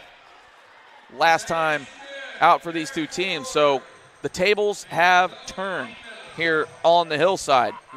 When we come back, we're going to get you set. We'll take a look at some of the numbers here. Darius Folks putting on an absolute show, but we'll let you know how much of a show he's putting on here in just a few minutes. Again, Sylvan Hills up 32-21 at the half. Jay Burr, Jake Hall with you here on the Sylvan Hills Sports Network. Second half coming your way. You should choose PCSSD because of the great teachers, the great staff, and the opportunities that your child will have to further their education, their social development, and basically just their lives. My kids are getting a great education. They are getting great opportunities to be involved in sports and extracurricular activities in the community. I believe that for our family, we chose the best possible school when we chose PCSSD. If I were to do it all over again, I wouldn't do anything any differently.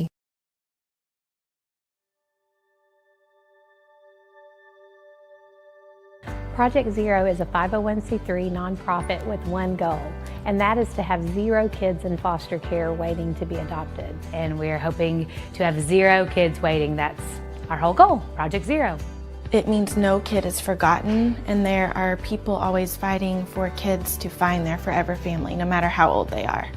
There's not awareness out there. I don't think people understand the need that we have here in our own state for these children who are wonderful children waiting for forever families.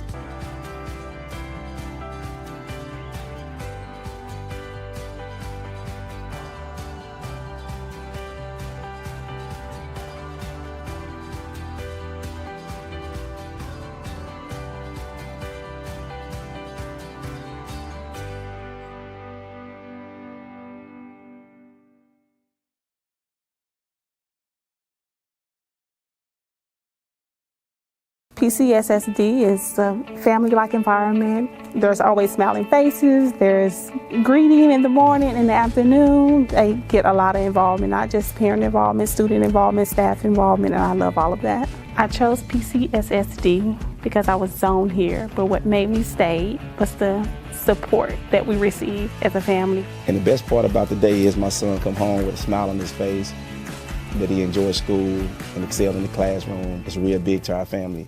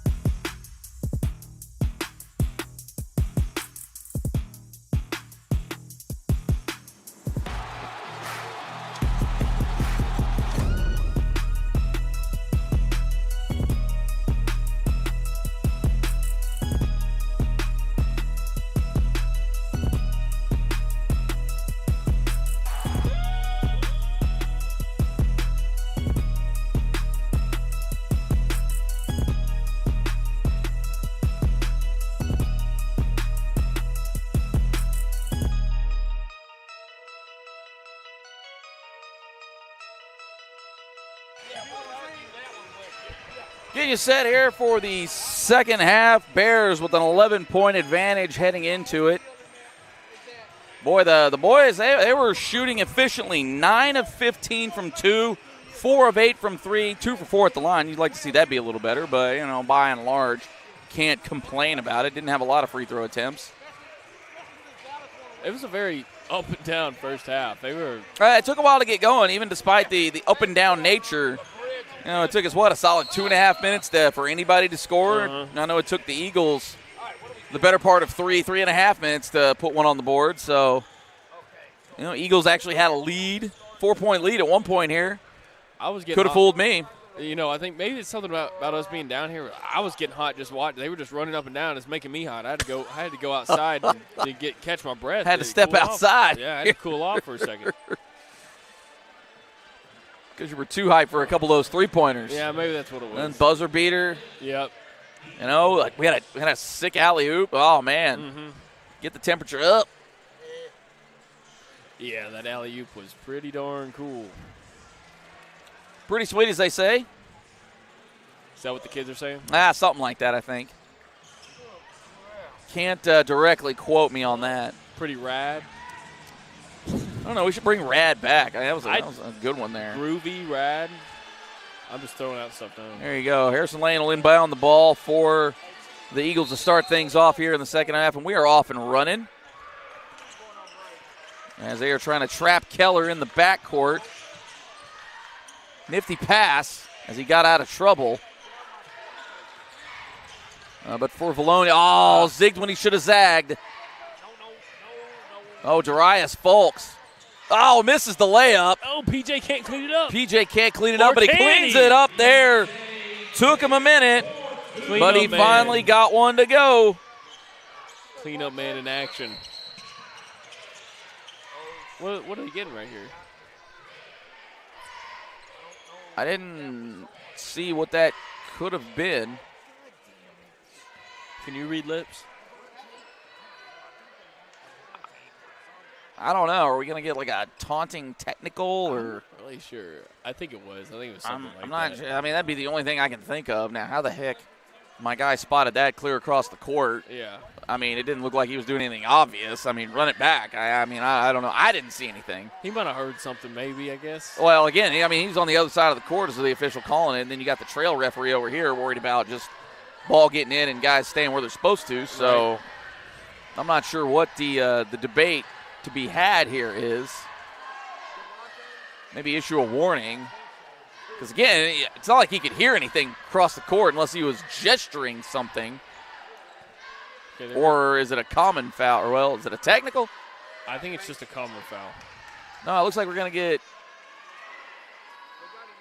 Oh, wait. Oh, they got it on Vilonia. So it's a technical foul on. I guess we'll have to go back in the tape and check it out because I didn't really see what happened. Yeah, I'm not sure. For the longest time, I thought that was going to be on the Bears. So did I. I was referee explaining something over there to Coach Pennell. I was pretty positive it was on Folks there.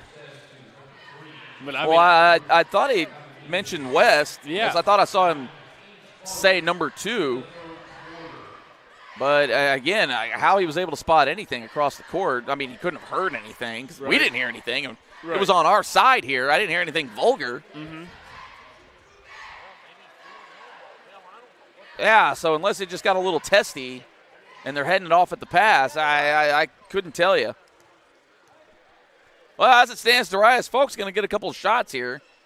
And he in and outs the first one. So he'll get one more shot here. So a free point for the Bears. And I believe they will also get possession if that was a technical.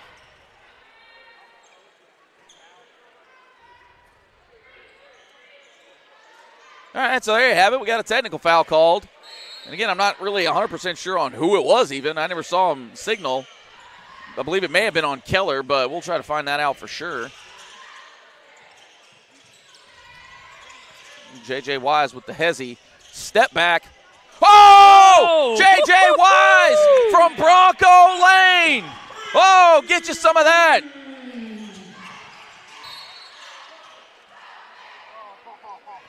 JJ's made, what, 3 or 4 3-pointers? He's now? got 3 tonight. Yeah. Deontay Curry, that's his second foul. And just like that, the Bears are up 17. So it was an 11-point lead, and, I mean, we're barely a minute into the second half here, and bam. And the steal by West. Oh, P.J. Davis, clean block by Keller. And you can see he's visually frustrated. Just the passing has not been crisp, and obviously with Lane Turner out, it is affecting this Eagles team. Yeah. Again, we're not sure why he's out, but he is.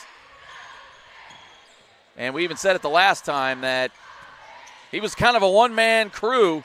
P.J. Davis! Oh, off the front iron. His first 3 attempt on the night, no good.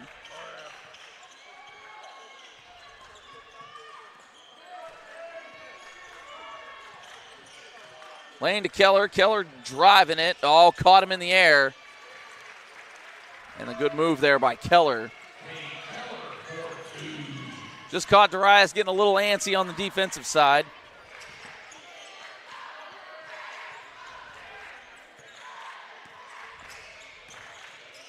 Oh, Darius Folks just taking it to the rack. No bueno, though.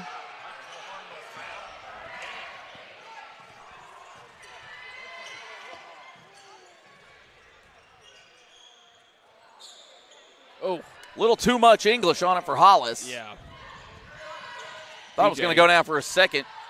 Avoids the contact, ends up getting the block. Hollis takes a tumble after the fact. It's nice. So good body control there by Davis. Yeah. And he'll get 2.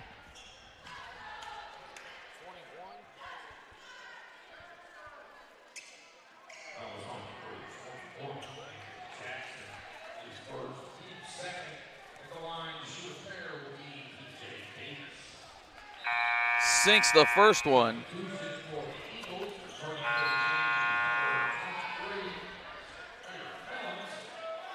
Valance and Sutterfield back in for the Eagles. So right now the Eagles just can't seem to find an answer for the athleticism here for the Bears.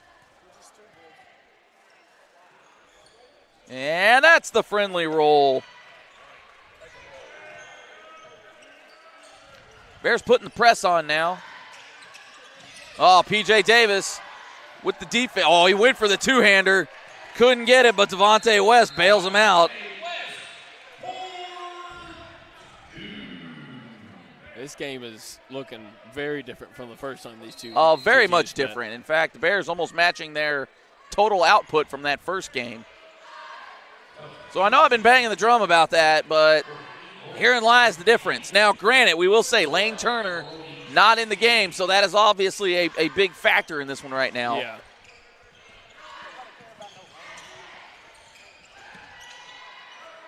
Bears press. Just giving Brody Jansky some fits here. Oh, and the Bears are off and running again, and we're going to get a foul well before any kind of shot there on Valance, excuse me.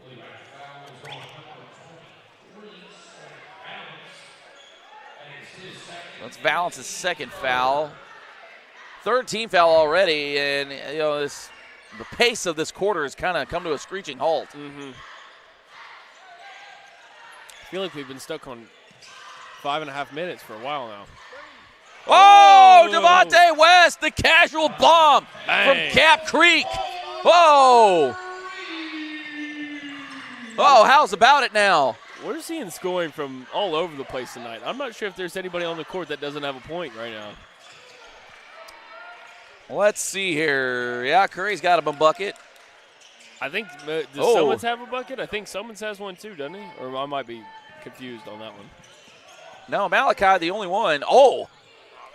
And Darius a little out of control on that attempt. P.J. Davis being an absolute pest. J.J. Wise almost gets it, dives for it, just a little out of reach. And that's one on Deontay Curry. So we got a big substitution here for the Bears. Got Summons, Parham, and I think that's I believe that's Morris. Keenan Morris. Yes, Morris coming in, checking in for Curry, So J.J. the old, Wise, and folks. the old line change here for the Bears. Jay Bird, Jay Call with you here on the Sylvan Hills Sports Network. Make sure you like and subscribe. Of course, I would imagine most of the chat, you already done that. But go ahead and hit that bell. That way you're notified when we go live. And Morris just flat takes the ball from the Eagles. Like he's stealing lunch money around here. P.J. Davis rattles one around. Can't get it to fall, though. But also, too, make sure you share what's going on here. Share the links. All that fun stuff. That way we can grow the network here. Almost at 1,400 now. Subscriptions, anyways. Good hands by the coach, Pinnell, over there. Unfortunately, he doesn't have a jersey on.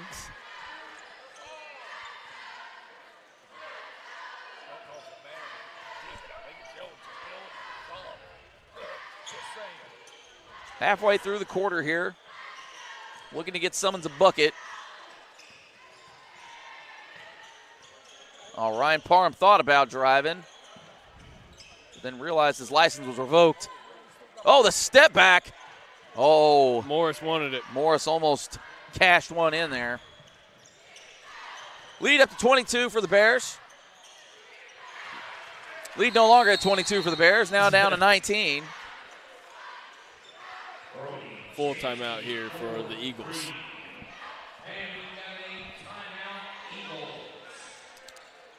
That was Jansky in the corner. Eagles take the timeout.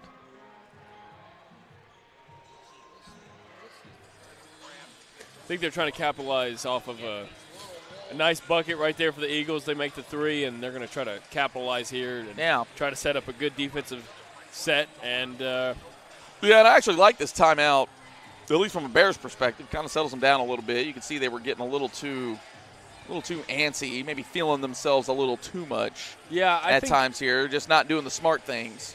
Folks had a few drives to the bucket that I think might have been a little bit out of control. Yeah, a little reckless. I know P.J. Davis had one in there.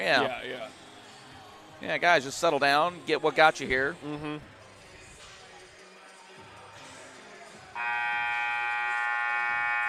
Shout out, Vera, keeping the chat lively tonight. We certainly do appreciate that. Feel free everybody else to chime in. Let us know what you got. Super Bowl picks. You think the Hogs are going to make the tournament? You think ASU's got a chance to make the field? Let us know. Euler, they're second in the OVC, I believe. Are they? Yeah. Had a big win against UT Martin the other day. So, yeah, man, we ain't got to just keep it on the game in hand, although that is the main focus. Ryan Parham with the nifty pass to Malachi Summons. He got ahead of himself just a smidge. Who's the former Hog that's on Euler again? Oh, that's playing for him? Yeah. Now that I'm not 100% on. If that happened, I totally missed it. There's a Hog playing for Euler. I can't remember what his name is. Now, if you were going to say, Coach Walker, I'd give you that. But, he coaching the team. I don't think he can get out there and make a shot or anything. It was the guy, I think he played for Texas A&M for a year, and then he went to Euler. Mr. West on the breakaway.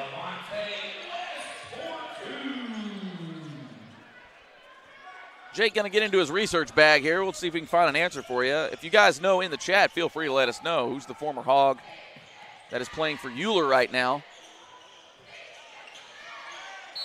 Ball rattles in and out. Quick jump ball called. And that will stay with the Bears. Folks and Wise checking back in for Sylvan Hills.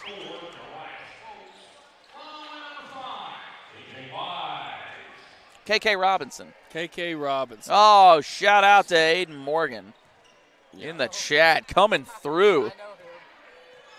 Producer Peyton, shout out to Aiden Morgan. So good looking out. We need that trivia question sponsored, y'all. Somebody hook us up with that. That could be a fun segment. Parham in the corner. Oh, rattles in and out. Give him 1 point for that. His first miss of the night. Another in and out. Oh, my! Whoa! Keenan Morris will have none of that. What did the five fingers say to the face? Sheesh.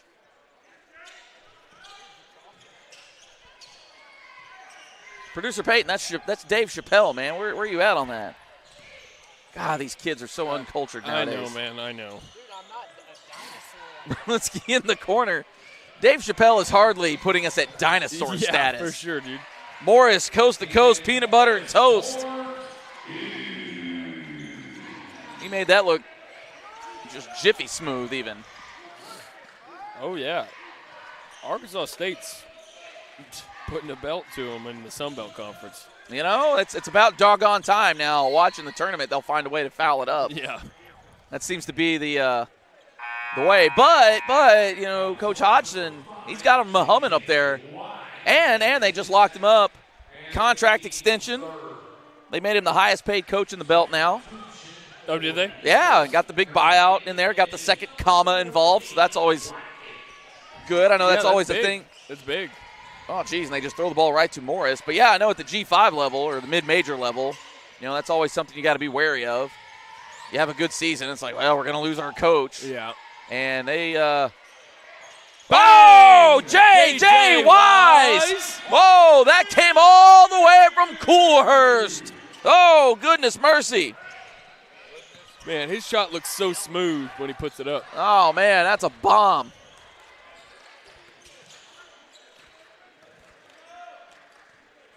Jansky getting in amongst the trees. He'll have none of it. Tried to answer back. Well, the straightaway three brought down by Hollis.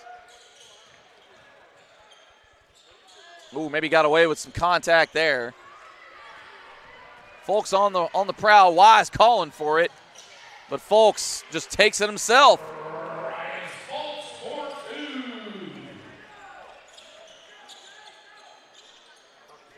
And I imagine here in the fourth quarter, we're going to start to see some of the depth for the Bears. You would think so. As the Bears are now out to a big-time lead as Jansky gets the roll there. 26-point lead for the Bears, so they're almost doubling up the Eagles. And the Bears will hold for the final shot as the shot clock is turned off. Folks waving off Wise. Wise trying to convince Folks of doing something. Oh, the pull-up. Oh! Man. Oh! Just that's silky. Oh, all right. Well, he did good to hit the backboard. You just got a team that is a team full of guys that are not afraid to take that last-second shot, some clutch guys. I'm with it. Right now, the Bears are absolutely dialed in as they are doubling up the Eagles. 56-28 as we head into the final frame. We're going to take a quick break here on the Seminole Hills Sports Network, but stick around with us. You might see some different faces here in the fourth quarter. Again, 56-28. Up. I would say school choice is a great option. You can do your research like we did.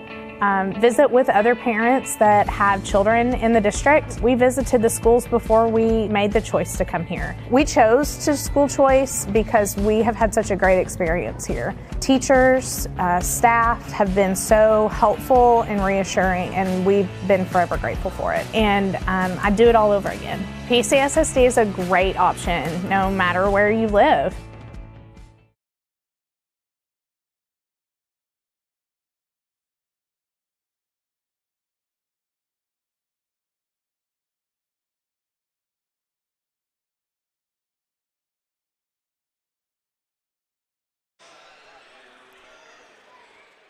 Getting you set for the fourth quarter. Eagles, well, they got to double up their first three quarters if they want to just tie the game right now. So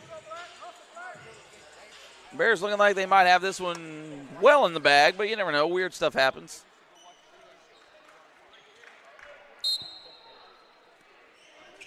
Jake giving producer Peyton the business over there.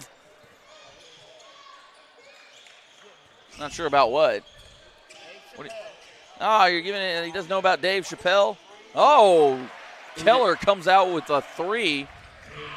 Dude, these kids nowadays, I don't even know if I bet he doesn't even know just like TV channels just from back in the day. He probably doesn't. He probably only watches Netflix. Yeah, they stream nowadays. Yeah, you know, all they he do ain't is watch got a whole Netflix. lot of.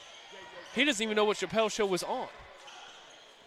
Oh! Oh, J.J. Wise from Holiday Drive. That's not.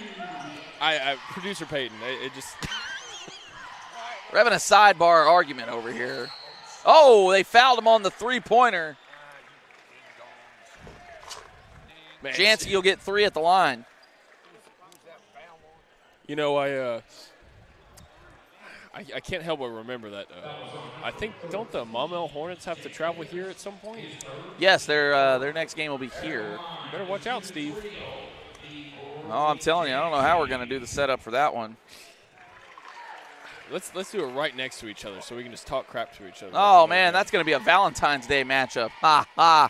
The irony at its finest. That's Valentine's Day? That is a Valentine's Day mashup. Oh, And no. there's no love lost there. Oh, You're cooked. Oh, no. Jake already dreading it. No, I'm dreading it because my girlfriend of Jake is on her hands and knees begging me He's expecting something. Hey, got to work. Is trying to get me to get off for that game really bad. And I haven't brought it up to Steve yet. I think you just did. Yeah. Steve, if you're listening. I was planning on doing the girls' game because we get she made a reservation for some fancy dinner. Oh, you got the fancy. Yeah, so you might want to come out here. You might see Jake dressed to the nines for the first game. You probably will. But I don't know. I'm not sure if that's how it's going to go. If we're playing the Hornets, I think I got to be here for that game, right? I mean, duty calls, you know. It's just unfortunate, you know. Tell her you can make up for it on the 15th or something. That's a Saturday at least. That's what I wanted to do, but apparently this restaurant. Keenan Morris! He hits it from Austin Bay Court. Oh, and the poke out by Darius. Yeah, chat, what does Jake need to do here? See, is he just – now, what's the restaurant, do you know? Yeah, it's Cypress Social. So it's – oh, well, whoo. It's nice. And it's like a one-time only menu that they're only doing that night. What are they doing? Do you know? Yeah, I mean I could look it up. All right, we're gonna get to some intel here. We gotta help Jake. That's the task at hand here, chat. Cypress Social reservations. Does he pass that up for Maumelle or not? Great take by Keller. 4 courses, $98 per person. 98 per? Yeah. Ooh, Lord, that's what are we talking? Surf and turf here, or they got the actual meal? I mean, can't just say 4 courses and leave it at that. You can either have smoked quail eggs with bacon, stone fruit, something. Ooh, okay. Or crab claw fingers with Cajun garlic cream sauce. Give me the quail eggs here. That's first. Oh, KB Bournes almost had one. Oh, Devontae West almost had one too. Throw that one home. He tried to put that one in. Now, we will point out, you see KB Bournes out there. He's usually number 12, but he's wearing number 3. He was telling us pregame that a friend of his was actually killed in a car accident recently. Really? Yeah, I think he just said yesterday. So he's wearing the number 3 to honor C.J. Clemens. So he'll be wearing the number 3 for the next couple of weeks. That's unfortunate. He's a big fan of the broadcast, though. So shout out to KB. He gets the ball poked there. Big shout out to KB. But he seems to be in good spirits about everything, and we're hoping he can put a bit of a show on here in his time for the homie CJ. Bears converge on it. Ducey James just gives him the old stare down. That was Judson Boyd also going for the rebound. That's funny. KB, a little long. You know, he's trying to get one. Ducey puts it back up and in, though. And then how about that? Ducey James for the deuce. Deuce. Those aren't boos, they're yelling deuce.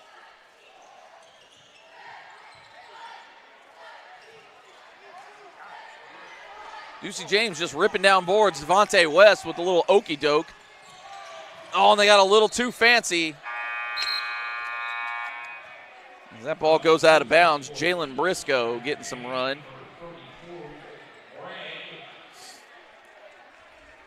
And we've got some full switcheroos going on here. Ace Sowell in. Number 0, Lucas Powers. Cade Watkins in. We've already mentioned Judson Boyd tonight. Also Colton Bragg getting some run. KB Bournes goes up, but he's fouled. We don't have quite a running clock here yet. I'm guessing it's at least 30. Yeah, 2 more points. So KB, we've got a couple of shots here. He swishes the first one. You know that one had to feel good for him. The Grizzone's getting loud for KB. Grizzone feeling it. And he knocks him down. So again, you know that one's got to feel good for him. Ryan Parham in, leading the depth unit here. Also Devontae West in here leading it. Ryan Parham snatching boards. KB. Oh, Mr. West. He pulled it back. He got a little too under the rim there.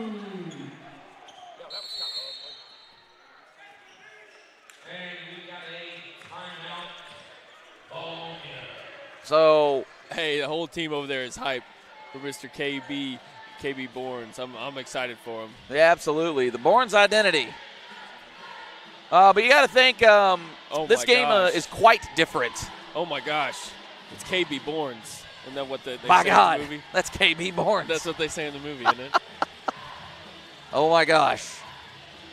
It's KB Bournes. Shout out to the Bourne Identity movies. But no, obviously this game, a very different tune than the trip to Vilonia. Again, Bears suffered a 10-point loss there. So I will say this. I think, like you said, I think the absence of Lane Turner definitely does make an impact for this Eagle team. But for something tells me I feel like this was. Well, I feel like the Bears would have handled business regardless. I think so too. The way they've been playing. Yeah, of late. I mean, this team has got it dialed in. Yeah. Deontay Curry will now come in for Devontae West. You know, I walked behind the Vilonia broadcast team up there, I think around halftime or something. I should have asked them what was going on with Turner. I bet they know. Surely they know.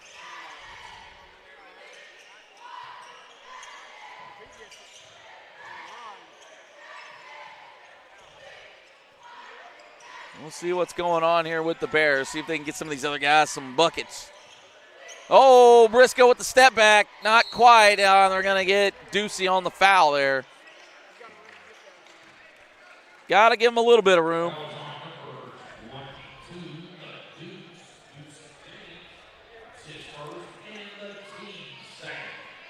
Do you know who Greenbrier's playing tonight? I'm not aware off the top of my head. You know, but we do have technology. Yeah, I need to figure that out. I would just like for us to have the sole third position at least.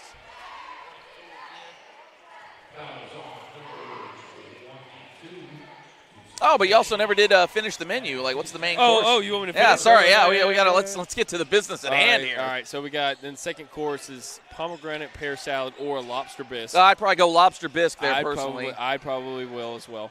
And then the third, you got an 8-ounce filet. Ooh. With some mushrooms, fingerling potatoes, and some kind of French Oh, sauce. marchand de vin. Yeah. A nice sauce over the top. Crab risotto or the crab risotto. All right. And then you got short rib ravioli. Short rib ravioli. Yeah. Oh, with the bordelaise. Yep. Ooh, I mean, you can't pass up a good filet, but I know. Short rib ravioli sounds good. I'm not really sure which one I'm going to go with. Oh. Can't get it to go down. KB can't get that one to fall. I'm not sure which one I'm going to go with just yet if I end up doing this because and then what do you got for dessert here? I figure that's the fourth course, right? I'm not a big filet guy, to be honest with you. Gosh, I like the what? strip. I like the strip. And I mean, I'm a good strip guy too, but oh man, you can't go wrong with a filet. Man, I don't know. Curry misses that shot. Dessert. Ooh! Wide open hit for Judson Boyd. Dessert, strawberry eaten mess, some kind of passion fruit. I don't even know what that. It's some kind of compote. Ooh, the strawberry compote. Oh, it's with a lemon poppy seed cookie. Oh, it's on top of the cookie. Okay. And then flourish chocolate cake. Oh, jeez, can't go wrong there. Spiced rum, cremous, cocoa crumble, salted caramel, rosemary, almond, nougatine. Oh, yeah, I'd probably go with that personally. Ryan Parham gets it out to Curry. Curry can't get it there at the end. Ryan Parham can't get one to go either. And we're just kind of running the clock out here at this point. Trying to get some reserves, a bucket. Oh, zero, knocks one down, Lucas Powers. And they call off the dogs. It's seconds left, and there's your final.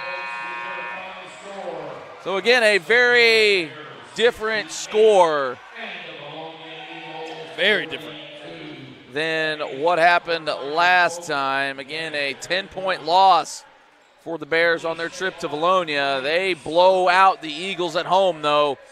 Final score 68-42. Nice win right there for the Bears. You know, keep that streak alive. Yeah, it's up to 6 games now. And, really, it's about winning games that you're supposed to win. I've been saying that all season long for sure. I don't know. Let's see. How many games do they have left this season? 1, 2, 3, 4, 5, 6. They've got 6 games left in the season. You know, I'd like to see them to just, keep improving, and try to hit that stride at the right time to really just go hit the end of the season running. Yeah, absolutely. And another winnable game in front of them as they'll be on the road Friday night all the way out at Parkview. So join us for that coverage. Coverage for that game will start just before 6 o'clock, where we'll have the girls. And then about 10:15 after that, we'll have the boys game coming up after that. But right now, this boys team is on a hot streak. They got a win against Parkview the last time out. A 67-60 victory for them at that point. But we'll see what happens on the return trip. As you've mentioned it, it's hard to win on the road in this conference.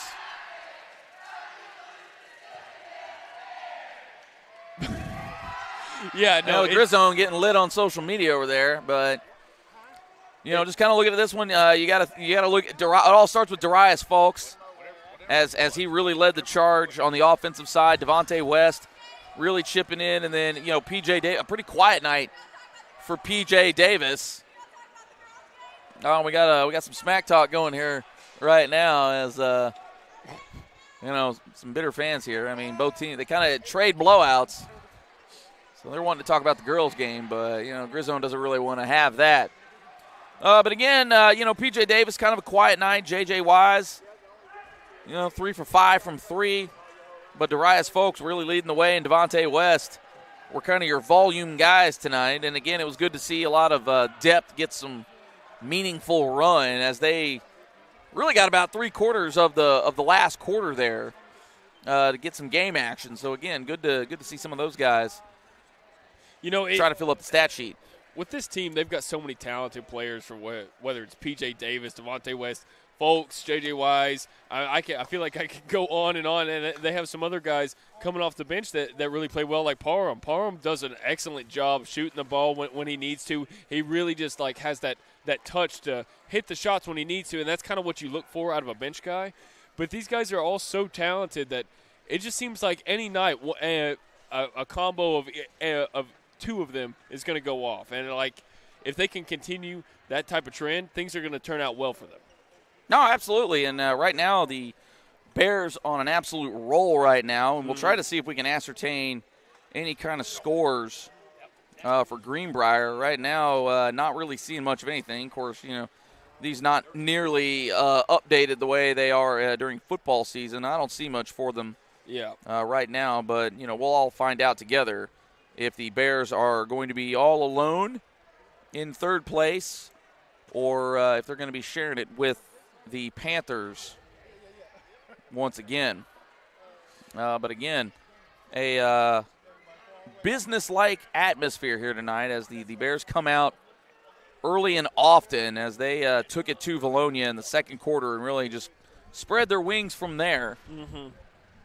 And a casual 26-point victory on the evening. So good to see the Bears bounce back. I know that was something we both talked about in pregame and early on in this game to see, what was the reaction from this team going to be after a win like Christian. Now, granted, they had a few days to kind of get over it, so it wasn't like you're going back-to-back. But, you're riding high, and then you come out maybe a little tight. I've seen it at all levels. Teams get a huge win, something that people could classify as a quote-unquote upset. Yeah. You get one of those big wins, and your emotions are high, and then you come crashing down the next time you come out on the court or the field. I've seen it happen at every single level of sports. So you got to credit the Bears for coming out here, taking care of business, and really playing to their fullest extent tonight. A big shout-out to them. Absolutely. So Bears improved to 13-8 on the season, 7-3 now in conference, and you got to start to feel real confident about this team. Like, all right, they're going to be in the bracket this year. I know it was just barely missed out on it last year. So again, you'd like to see them back in action. At least give yourself a chance to win a ring. Not saying that they're going to, but they've proven that they can be a problem for a lot of teams. They may not have the size, but they certainly do have big hearts anyways. So, Jay, coming at you, any final thoughts on the night? Final thoughts, just fantastic shooting all around from JJ. You got JJ Wise up there banging home threes. Parham, I think he made 2 or 3 himself. Yeah. Nice shooting all around from the Bears from everywhere, all over the court. So shout out to them for that, and just keep things rolling. And I do want to say, coming up this Friday, we will be at Parkview. Yes. And I don't know if you've called a game at Parkview. Never been to Parkview, so I'm excited. So I'm not going to lie. This is one of my favorite road arenas outside of what we got here. That's probably one of my favorites. It's just, I don't know, it's got a weird atmosphere to it, so I'm kind of excited to call a game there. All right, yeah, can't wait to see it. I'm just going to be stunned as anybody else on what the setup is, what the acoustics are going to be, all that kind of fun stuff. You got to think that, this was a team that kind of went toe-to-toe with the team in Parkview. The Patriots really gave the Bears the business. Now, again, that was kind of a different era of this Bears team just on the season alone. And, again, this is another one of those games. I know they won last time, but I'll be interested to see what this Bears team can do against their opponents going forward, as they have really found a rhythm. They found a good rotation, all that kind of good stuff. And, going to be a roadie coming up this Friday, again, at Parkview. Coverage starts just before 6 o'clock. We'll have the girls' game for you first, and then the boys' game about 10 minutes after that. And, again, that was a team that the girls did beat, so maybe they could find their mojo against the Lady Patriots over there as well. But we're going to wrap up coverage here tonight. Again, a very solid dub for the Bears, 68-42, your final over the Vilonia Eagles. And we'll see tomorrow where they stand in that 5A Central as they march on to the state tournament. For the entire cast and crew, Jay Call, I'm Jay Burr from the Sylvan Hills Sports Network. Good night, everyone, and we will see you Friday. Go Bears.